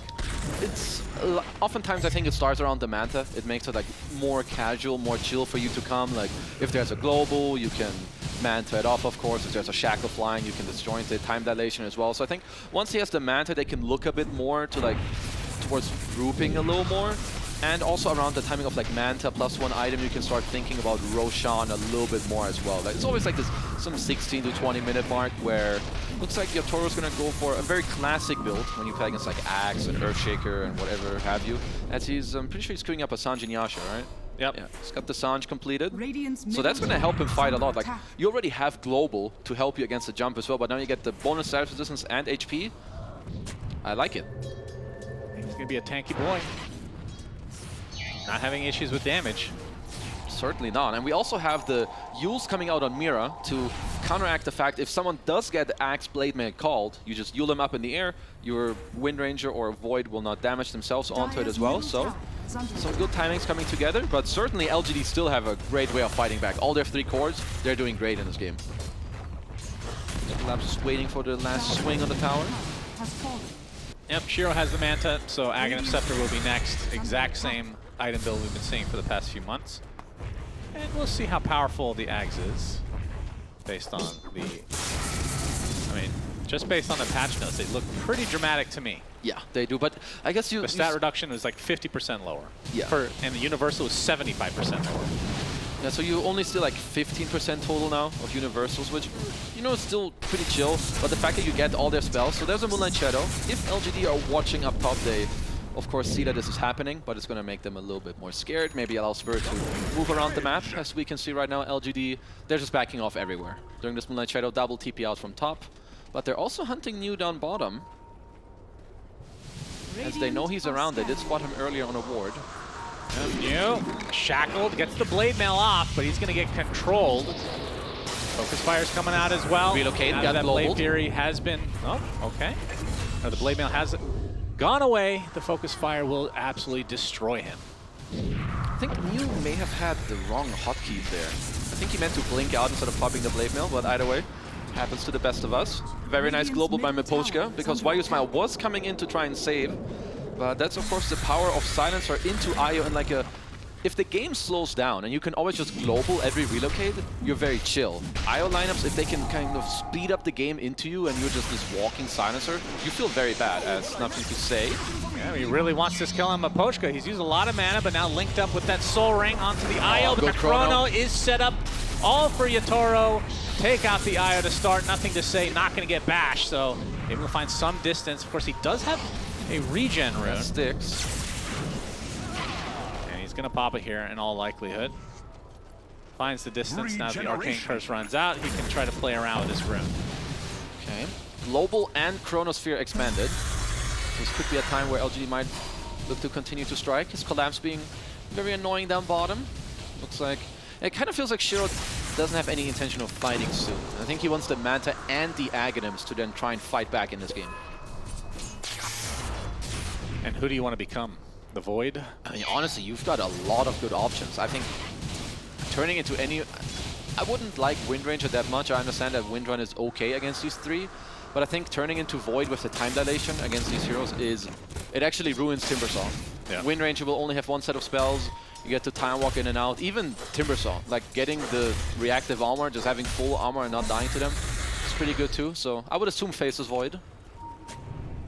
As we have a smoke action. Collapse Very actually aggressive here. Does not break the smoke. Spot him here. Yatoro all alone in the ancient stack here by the Tormentor. Spidey senses are tingling. And you with the blind initiation, but they still will find Yatoro. Big kill for LGD. And Spirit, they're looking at TP. They still want to fight, it seems. Moonlight Shadow, Atos into the Shackle. Focus Fire to follow with the arrow.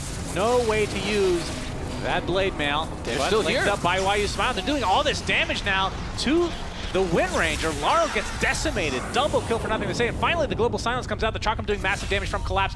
Finally, will get the kill onto the pesky Axe.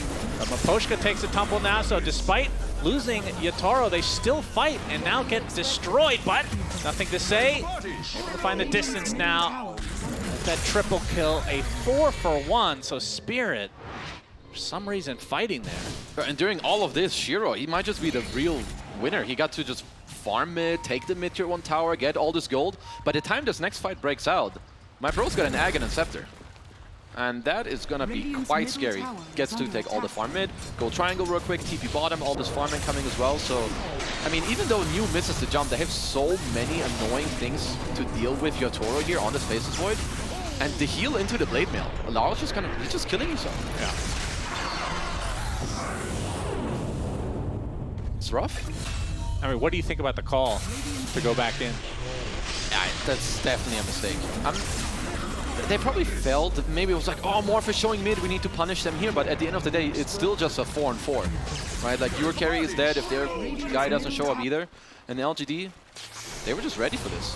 Taro, okay, they're showing off the glip flop, as you like to call it. Chrono onto 2. Good Big arrow. kill on to nothing to say.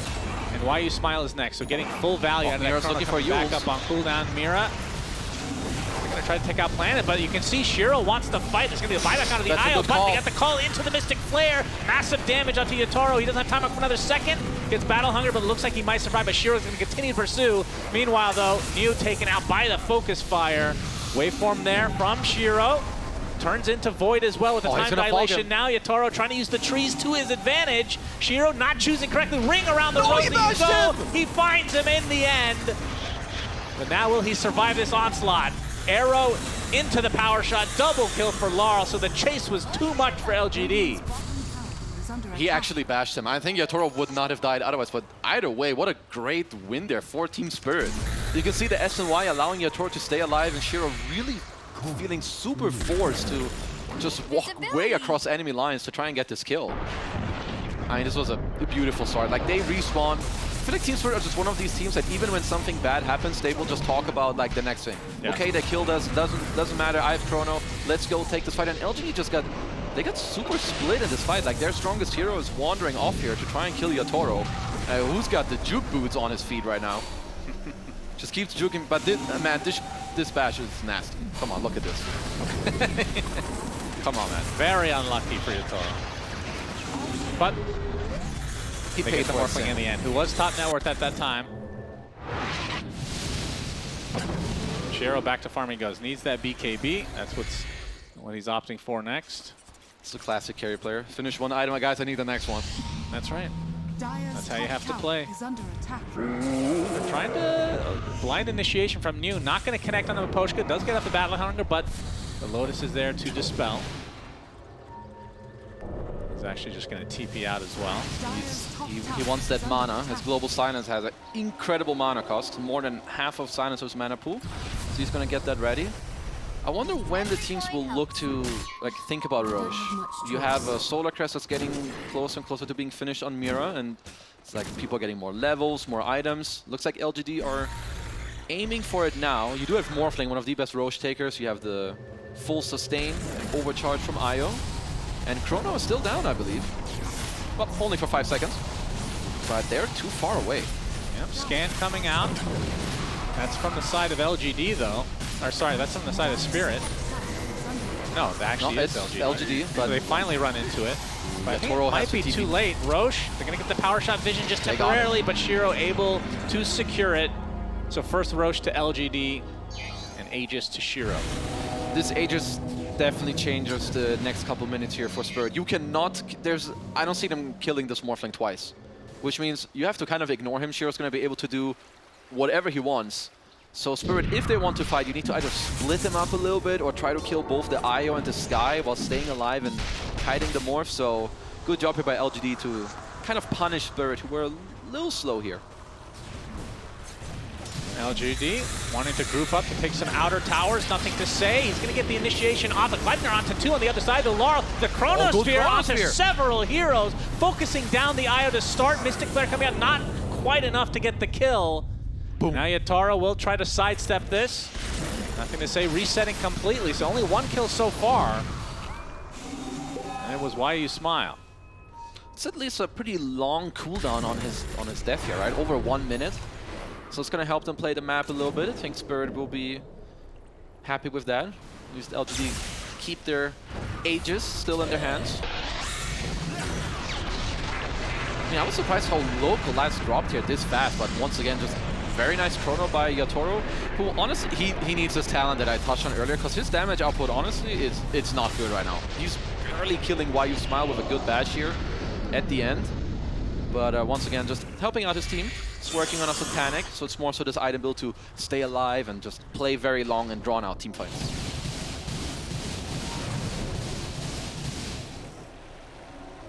A little bit of lack of damage, I suppose, but he'll get there. Yep, they have time. They have time. I mean, it is a 4K lead for Spirit right now, as Maposhka not quite being seen here on the wave. This man knows his fog limit. Yeah, I guess so. Very nicely. He does show now. Uh-oh. You stepped in too far, brother. Yep, and he will be spotted and killed. Got the ward out, though. Did they spot it? Nope, they didn't. Sneaky little Maposhka. Still 3 minutes on that Aegis. Oh, the relocate. Okay, I was going to say, if he could time that, that'd be pretty impressive. But the Gleipnir, you don't really need to time. Forcing out the BKB of nothing to say. Smile dies again. He's died a lot this game. Going to try to get a trade here on the Mira, but a nice Lotus being reflected here. This is just nice map play, especially from Spirit. Sure, you have Miposhka bottom, you're like, oh, what's this guy doing here feeding? But the fact that he's showing you all these heroes then allows your teammates to play somewhere else. They're ready mid to punish. In the meantime, your Toro's farming, your Chrono is down. This is the perfect thing for them to be doing right now. BKB now online for Shiro. Okay. Gonna make it easier for him to maneuver around these fights. Maybe get this time dilation off, just make sure you can get Relay in this backline, take off the global. Don't get used. What's the itemization for Yatoro going forward? Like, at what point does he just kill anybody in Chrono? So the Satanic is going to help him stay alive. I think the one item after Satanic plus the talent, that's when he's going to start into, like, he transforms into like this murder hero. So this Mjolnir we're kind of looking at, so I would say another 6 minutes from now, Yatoro's going to be able to kill most heroes on the map. Maybe not the more from full to zero, but anyone else, they'll be food. No. Oh, he's actually going for the upgraded Yules as well on the Spirit side. Yeah. Okay, I mean, it's pretty good, right? You have most of these. You talked about using it on your Axe. Use it on your allies instead. There you go, even better. The old Heroes of Newerth Yules. Oh yeah, and that costed only 2k gold. That's right, very strong, very balanced. At all. Smoke up from LGD. They want to get use of this Aegis. The waveform's not going to connect on anything, as New's still looking for an opening. He's opting to go for the Heart of Tarask next. Oh, nothing to say. That's a big zip. My goodness, nothing to say. We'll dodge the Gleipnir this time. Jackal will not latch. Yatoro is here, so they might want to look for something. He does have the Satanic. So I think bursting him is not impossible, but it's very hard. Looks like the tier 2 tower will fall. Shiro just tanking up the full chakra, not giving a crap about that at all. Looks like Spirit are gonna linger out to the side lanes. Try and push those out once more. I mean, honestly, with this Aegis, that's all they've... I mean, how much time is left on it? I don't think it's a lot. Yeah, it's about... It's gone. So they still have a tier 2 bottom from Spirit and a tier 1 and tier 2 top. Normally with this Aegis, you want to get all of the outer towers. At least that's been the trend. Yeah, I think the last 5 minutes, Spirit have been outplaying them on the map. And even I love how they're using these timings. Like, you go back, sure, they back off, you get the Satanic, you insta-smoke. There's a huge timing. Yo, gets the initiation just on the silencer for now. The arrow will not latch, or will not hit because of the BKB from New. Gonna try to bait them into the high ground, but that's where LGD are waiting. So Spirit will not take the bait, but New not having that on BKB. Yatoro. This man. He always finds these dirty runes. Yeah. With that, I think he'll have enough damage to kill everyone but Morphling in the Chrono. So. He's got the talent to back it up for now. So we have back to the Dire Advantage bounty rune. Yep. This is what we're used to seeing. Very classic. As I also really like the Spirit wards that they did have over the last couple of minutes. There's one in the Dire jungle, one in the Radiant jungle. You just need to see LGD move around during this Aegis to dodge them accordingly. And they did this really, really nicely. Okay, looks like nothing to say. He's a bit sick of how the map is being played. Wants to help himself and his team with this Hex that he's currently queuing up. Collapse TPing in to defend. He's going to show himself. He is the only member of Spirit down here, though. Of course, LGD don't know that for a fact. Only showing Yatoro for now. They are looking. Yeah, this is a rainbow TP. LGD. They want to fight. Shiro turns into the void. Won't take out the wave. That'll break things up. Spirit will be happy if they can just back off a little bit here. Shiro did end up using his ult. I don't know how long this DD will continue to be bottled for Yatoro. I think it's still a little bit more. Yeah, repositioning down here. Another minute till we know about Roche.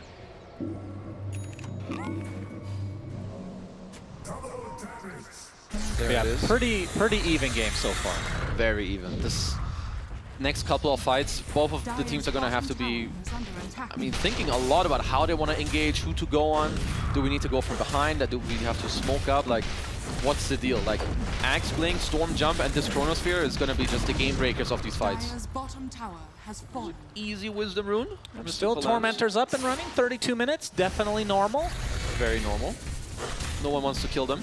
This is what I don't get about the argument about having to reposition to go for it. Just do it when it's natural. Yes. I mean, right now you they have your could do second Tormentor by now. Yeah, but sometimes it just feels weird because you have to like. Yeah, no, I'm not back. saying it. That's the whole point, though. I'm saying the value, apparently, to reposition yourself is not worth 1,400 net worth gold. I think And then not only that, it's not only just the gold, it's the fact that you're building yourself towards another free shard for like a core potentially. But the thing is, it's hard to put a value on map control and map state. Yeah. That's I think the real problem. Which there's a lot of teams who could do it better. Absolutely. But I think the state of the map and understanding what needs to happen, like the fact that you can't go top right now as Spirit and TP there. Then you're just giving up the next Roche or LGD going there to like ward the entire area, so... It's, all right, so tell me this. If it's 1,400 net worth, right? Yeah. What does it need to be worth to actually force people to do this on the 20-minute mark? We're gonna. You can simmer on that for a bit. Just think about it. You know, full Aghanim Scepter, for example. You know, I will do it on the spot. Even if it's for a support, we'll see. Smoke Okay, up from 5 on 5. LGD, looking for the initiation. New will not find it though. Pops the blade mail hesitated. already, and now the Yules into the arrow. Relocate is used. Gonna hold him in place. Shiro trying to keep him safe as the relocate comes out to save the axe. So kind of a botched initiation from LGD. As Yotaro using that Moonlight Shadow, but they have tons of sentries down. The big zip from nothing to say. Not able to find an opening yet. He's gonna get stunned outright. Looks like they're gonna focus all their efforts on chopping down Miposhka. They'll do so, but he buys back and still has that global silence available. Will finally use it now as the BKBs are popping. There's the Chronosphere onto 2. Yotaro does enough damage to take out the Morphin. There's no real against him. Shiro, he gets it off. More HP for him, and he is gonna live throughout this entire engagement as Spirit now.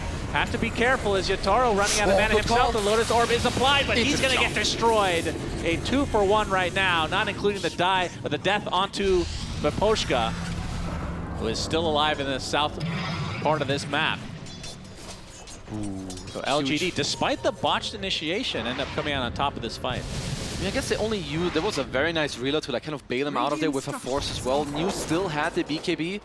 I don't think Spirit don't have the damage right now to kill Shiro's Morphling. Butterfly, Titan Sliver with like 4,200 HP on some full strength morph. I don't think they have it in them to do that. They're gonna have to reconsider who they go on. I think even without the Aegis, unless Yotaro gets to like some MKB or like Mjolnir. So he has the Mjolnir now. I think he needs an MKB if they ever want to kill Morph. If he's not buying MKB, then what they want to do is ignore him and kill his team. Which honestly, it has to be the right play. You can see the replay here. Neo able to get the chop. Yeah, so they get him, but like even here with Laurel being on top of him, they just don't have enough damage. Like in the end of it all, even nothing to say comes by, he gets a little heal off. Like that was still like 1,000 HP that you didn't get to. You don't have the damage on your Void right now. At least not for Shiro. Yeah, and they don't really have like that Chronosphere Wombo combo with kill your whole team kind of deal either, right? Like it's Chakram, you have air, like you have a lot of control, but not a ton of burst. I think the name of the game should be to kill the heroes that enable Morph to actually get hits off, which is like Axe and the supports. And Collapse is still very, very important for his team. He's 406, he's got some great items, he has Shivas. He should be frontlining and make it very easy for his team to play the type of fight that they want to take. So we have a Roche. Yep, the old Roche. Moonlight Shadow. See some sentries in the area. Collapse with the Shivas to give some vision. LGD on the other side of the trees. There's the Berserker's call to start things out. Not a whole lot of damage though, as Collapse is a very tanky boy. Yeah, I think this Timber, you're not really dealing with him very much at this point. I wonder if there's even a play where you could like potentially relocate mid right now with your IO Morph, and like maybe it's too crazy to try and do something at this tier 3 to break up the map. Well, something that LGD could look for. Because using reloads in teamfights isn't that easy anyway, as there's a global. Nothing to say, wants to push this wave, it looks like. Yeah. And once he's spotted, let's see if Spirit want to try to take a fight. I mean, I guess they'll have to wait for Yotoro as well. He's doing the same thing down mid, so he's starting to connect to his team. Just changed his mind to queue up a Lincoln Sphere against the Morphling. Oh, okay. Shiro's already at half HP. The counter initiation from New. The arrow actually hits the Morphling, but Io connects. Good shackle. Nice shackle onto 2. They have the first damage. Shiro does not get attribute shift off, and that means LGD on the run. Not sure if any more kills will come from this, but Roche will certainly be on the menu for Spirit. Nice, sick bait from Yotoro. Show mid, make LGD feel like they can just walk in. I mean, they got caught by surprise there. That's some illegal death. You're not allowed to die there without the Void being there, but Team Spirit, they take the easy punish. Free Aegis, free cheese. They'll take that. Yeah, we'll see if they can get better value out of the Aegis than LGD did first time around. Oh, I think so. If they can get the Aegis on their hands of Yotoro, I think all these tier 2s are just gonna melt. Not the fastest Roche, but they're giving it too low. Get it in the end. No. Yeah, Yotoro will get the Aegis, Laurel with the cheese. Do think that is the correct choice. Another good item to deny the side of LGD, not just the Aegis, but the cheese on the likes of Io or even just Storm, or both actually very is important. Insane. Yeah. So Shiro just getting... he lost half his Was HP. he just perma-stunned this entire time? I mean, he could have shifted at the start, but I mean, Collapse just bursted him out. Yeah, then he gets Yule arrowed, now shackled. See, this is where... Okay, not to be that guy. But? Tormentors. The shard on Morphling's very good for that. He has an attribute shift while he's got the shard. He must have definitely bought it didn't have after it dying. before, yeah, sure. Yeah. Just then saying, again, with cousin. your argument, these are pro players. He should not put himself in. But it is true. I mean, he will not get caught like that again. There is no way. Or if he does, then now he can shift up at least. So yeah, that was a huge play for Team Spirit. First tormentor of the game. At 39 minutes. I don't even know. What is Aya? Is that the stun on... Oh, It's that's right. It's a spell land. It's like the Leshrac only shard. Yeah. It's good with Storm too. Yeah. It's kind of a weird one. It's just a type of shard that is really good with some and then pretty whack with anyone else, as Neil has the Aghanim Scepter. Oh my, yes! Are we going to talk about the I combo? love Aghanim Scepter on this hero, man. Yeah, it's great. It casts Battle Hunger on everybody, and anytime that Battle Hunger is, well, first of all, we should mention that it also steals armor, effectively. Yes. This is really good in lineups that have minus armor components, which this one doesn't really. It's a lot of magic damage, but I think this is a really cool Aghanim Scepter that's a bit undervalued right now. I would agree with you. I think the other really big part is the 3-second cooldown reduction. I think a lot of people still get caught off guard by that, as Shiro, fueled up for now, just baiting. Yotoro, you know, this is the type of patience, as there is a top DD rune, they do spot it. Yeah, just saying, if you get Octarine and Arcane Blink with that cooldown reduction, they link up basically perfectly. You have Blink Exactly. and Berserker's Calling every time. 5 seconds. Yep. It's insane. I've seen it before, and it's disgusting. But we don't see it in pro play. Axe has not picked that often. You might see it here. I hope so. I hope so. Don't get me excited, because Tier 5 items, they're coming in 20 minutes. And let's talk about which Tier 5, before the Tier 4s come out, let's discuss. Our Tier 4s are actually That's out. true. It's been 3 minutes. Yeah. Hex completed on Mr. Cholapse. He just got his level 25 too. Like, Collapse is kind of pogging off in this game. Is that the second chakram? Yep, that second chakram. Oh, Shiro turns into Yotoro. Not going to go any further though, but the Gleipnir actually connecting. Mira does fall That's to the a DD storm. Wind That's a Ranger. lot of damage and a lot of control for Nothing to Say. Does have buyback available, but the call with the Blade Mail to follow. Mystic Flare as well. It's not enough damage to outright get a kill as the buybacks are now coming out. Shiro continuing on in. He's very healthy. You can see the silence on Yotoro. Has absolutely no mana at all, but of course does have the Aegis still intact. The waveform is there. Glimmer Cape is going to keep them at bay for the time being. Oh, Collapse in the back. Oh my god, that's a lot of damage onto the Skyrise, but New gets the Berserker's Call to focus himself down essentially. And then as a result, they're both going to die. So LGD now a 3v5 situation. And Shiro, Shackle. Looks like they have enough control. Potentially the attribute shift does go off though. So he's able to stay alive a little bit longer. He's going to get sheeped and brought down. Collapse with the Chakrams. So many to work with. And this I mean, this could be game. There's 4 heroes dead for LGD with no buyback at all. I mean, Team Spirit are just outplaying them in these fights. Yeah, they're going to go for the win, and I think they're going to get it. Yeah, they're just only gonna the hit Storm it down. Spirit to try to push these waves. As Collapse looks like he's picking up an item. Yep, the flamethrower to help them push even further, so the tier 4 towers will fall. Okay, Glyph. As the last fortification, in all likelihood, is nothing to say. He has to kill that wave quickly. He really does. Collapse is here. He gets the sheep off. Nothing to say. He's getting worsted down. And really needs to get these creep, but 2 still survive. And now the Ancient exposed.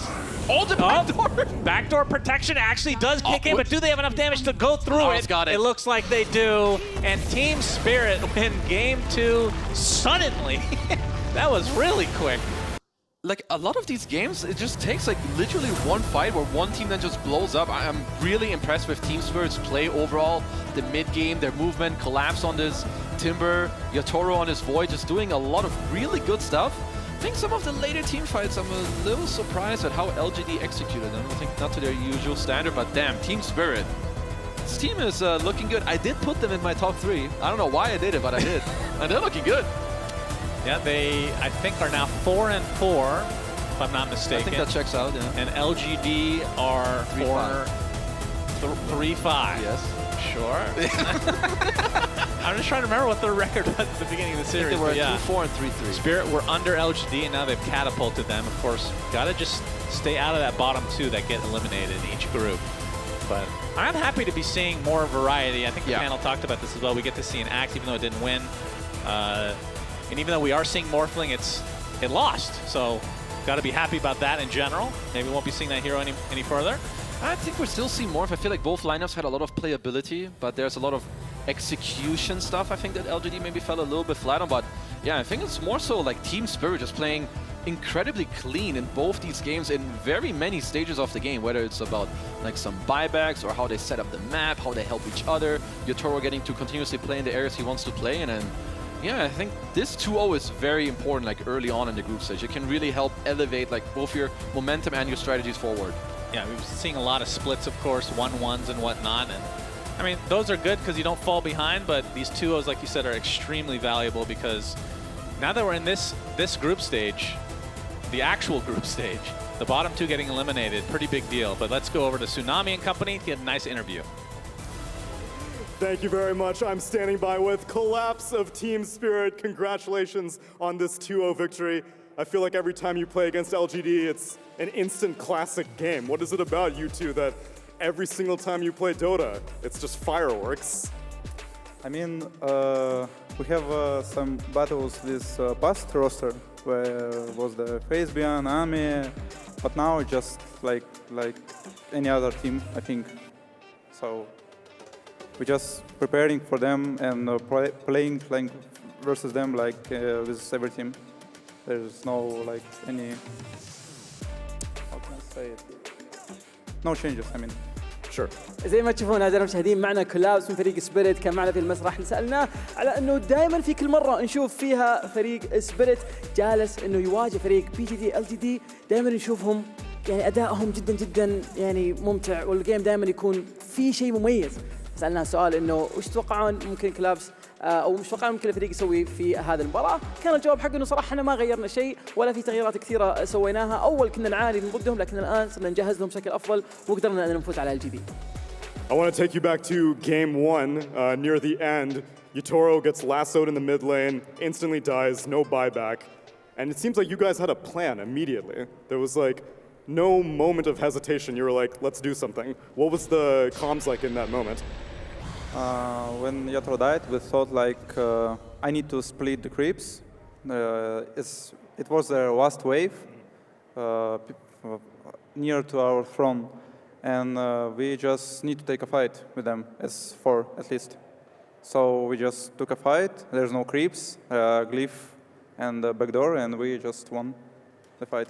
I mean, زي ما شفنا أعزائي المشاهدين الكليب اللي شاهدناه قبل شوي للفايت قاعدين نتكلم عن وش اللي ممكن انه صار في الكوميونيكيشن ما بين الفريق وقدرتوا انكم تفوزون الفايت هذا. كان الجواب من كلابس يقول انه احنا عرفنا في ذاك اللحظه انه احنا لازم نسوي سبليت للويف ونبي نقدر وقتها اذا بعدنا الكريبس نبي نقدر اننا ناخذ الفايت على طول، وعرفنا القرار هذا مجرد ما ان شاهدنا الموقف، فعلى طول سوينا سبليت للكريبس وقدرنا ناخذ الفايت وفزنا الفايت بكل بساطه. But even in the moment for that last fight, it seemed like that close for you guys dying. How do you prioritize who to go for? Because like Shiro on the Luna ran out of mana, and then like who do you kill first? We kill first the damage dealer because Luna is the most. Luna is the carry, so we need to kill him first because he gives the aura to other heroes. And after Luna, we kill Decay. I thought, yeah. And after that we just kill the rest of them. So. سألنا كلابس انه حتى في نهاية الفايت هذا كان جدا كلوز، ممكن انه خسرتوا الفايت بالكامل واخذوا عليكم الفايت بكل بساطة، فكان السؤال على انه اوكي يعني اوكي صحيح انكم انتم عارفين انكم تجيبون الفايت هذا لصالحكم، لكن بنفس الوقت كان صعب انه يعني تقررون القرار هذا، فايش كان البرايورتايز؟ كيف لعبتوا التيم فايت اصلا؟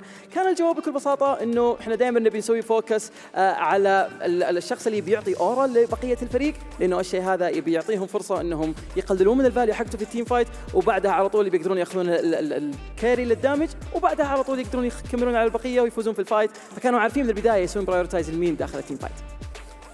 And congratulations on the 2-0 victory collapse. I want to give a shout out to your guys' YouTube channel. I love the vlogs that you're putting out. I can't wait to see the vlog for this game. So congratulations on this win. Best of luck in the rest of the tournament. يعطيكم العافيه اعزائي المشاهدين، جاء الوقت اللي نروح فيه على طول الاستوديو التحليلي نتكلم اكثر عن وش صار في هذه المباراه وكيف فريق سبيريت قدر يجيب هالجيم.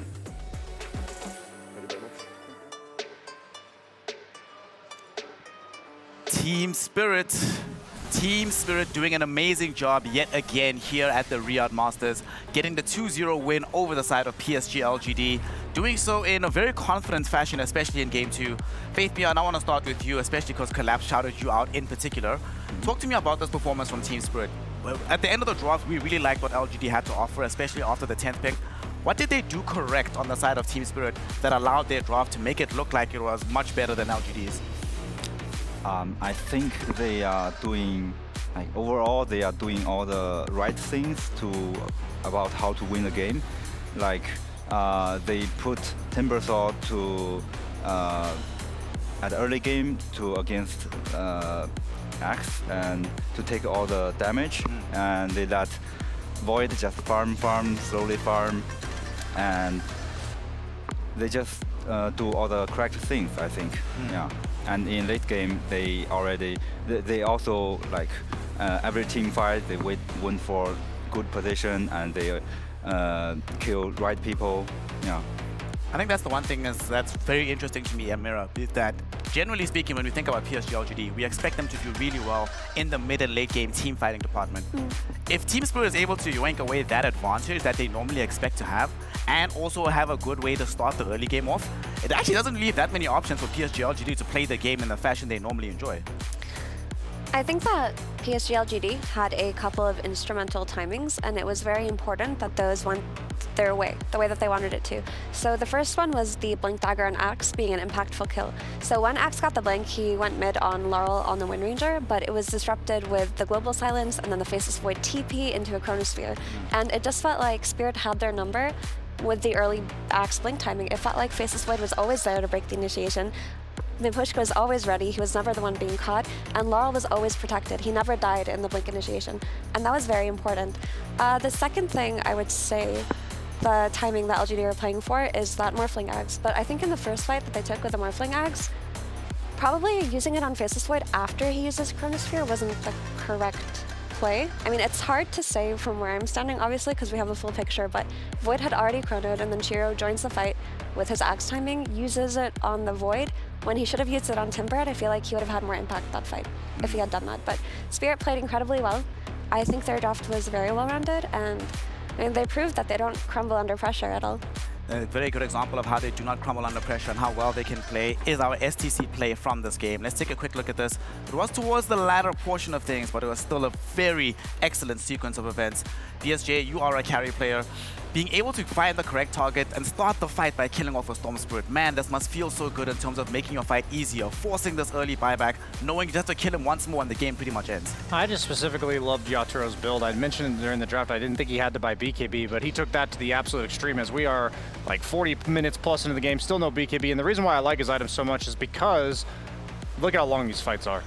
He's just sustaining with his SNY plus the Satanic. He's time walking like 6 or 7 times throughout the fight, even if they ever do bring him down. Look how much damage he's soaked out throughout the course of this fight. You combine that with Timbersaw, who had the cheese, and there's just too much raw HP for LGD to chew through. You see, like even with the buyback from Nothing to Say, there's just not enough gas in the tank, and eventually Team Spirit's just able to run him over. They run them over indeed, and this fight pretty much just broke the game. After this, no more options remained. And you were talking in the draft about how you feel awkward. IO can be an awkward hero, right? And it takes a very particular team to be able to play it.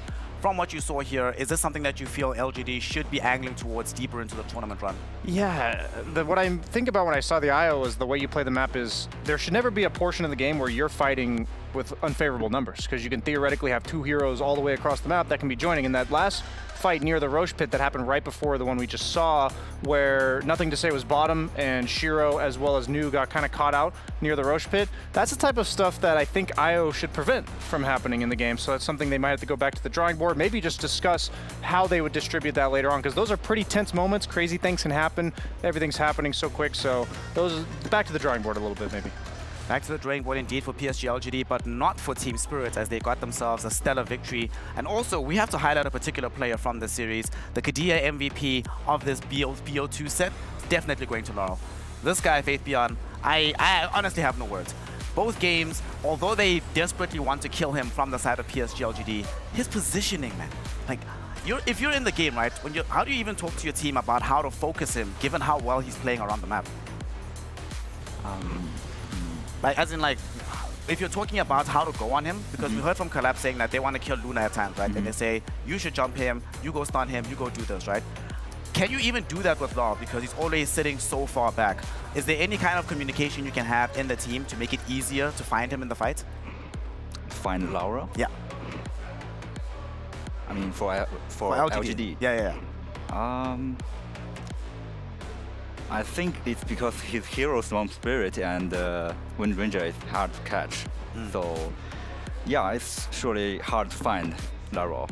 Can just never catch this guy. Like, Effie, the build as well, I think was pretty stellar for this game. BKB, Lincoln Sphere, understanding the assignment, right? If he's not dying in the fight, he's not the one that has to be the one dishing out the mass amounts of damage. He just has to be there controlling the fight, in effect, and making sure that he can provide backup to Yatoro, who's always at the front foot, to Collapses on the front foot. And look at that kill participation. He's everywhere, all the time. Yeah, for sure, but also Wind Ranger's Universal, so he is getting damaged from these items.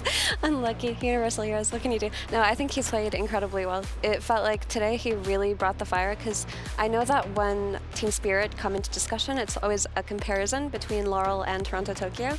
So after watching this series, Fithian, I'm really curious, like, what your assessment of Laurel is now. Like, how do you see him and what does he provide Spirit? I think he's very stable in this 2 game. He performance both on lane and late game very well. I think he definitely proved himself through these 2 games. Yeah. Do you think he can get better? Yeah, of course he can. Damn, can get better than this. Wow. That's not what I'm trying to hear if I'm a fan of any other team in the tournament right now. Of course, after this game is done and the 2-0 has been claimed, that does mean that Team Spirit move up in the rankings of the leaderboard. So let's take a look at the lay of the land, how things stand at the moment. A very good win for them, getting a 2-0. Elsewhere across the Dota landscape, we see that Game and Gladiators went 1-1 up against Quest Esports, Mind Pandas getting 1-1 against Extreme Gaming, and OG taking 1-1 against Evil Geniuses. PSG, like, the thing that's standing out to me when I look at all of this, a lot of 1-1s for Game and Gladiators so far. Yeah, all 1-1s. Yeah. 4 for 4 on the 1-1 department. Not exactly sure what's going on there. This is a team that we saw, like, not have the most convincing group performances throughout the last few tournaments, and yet they always turn it up towards the end. Like, I remember at the last season of Dream League as well as the Bali Major, by no means were they dominant. So I'm kind of curious. I haven't gotten a chance to watch their games, but this isn't unfamiliar. I'm really wondering, like, what's happening here. Yeah, I'm wondering what's happening, not just to them, Effie, but also to Team Liquid. They are 2-4 right now in Group B. So far, the only team that is completely blemishless is BB Team with a 6-0 lead, but Liquid, I mean, we know that they're not always the team that dominates in the group stage. They sometimes started off in the lower bracket, but even for them, this is a little bit uncharacteristic. Yeah, I would say so, but I mean, given how they performed at Bali, I think that they're still capable of doing a lot, but it just seems like most teams that came into this tournament prepared for the top 2 teams in the world, right, which are Gaming Gladiators and Liquid. So I feel like they're fighting against a stronger current than most of the other teams, but we're going to see in the next few days whether this is a learning experience or kind of a downhill spiral, so time will tell. Time will tell indeed. It is only the second day of the group stages so far, so we still have a few more days of action to go before we can fully determine how strong these teams are. If you've only been paying attention to this stream and you don't know what's happening elsewhere in the world, don't worry, we've got your back. Our boy Jenkins is on the floor, ready to give you the update as it goes.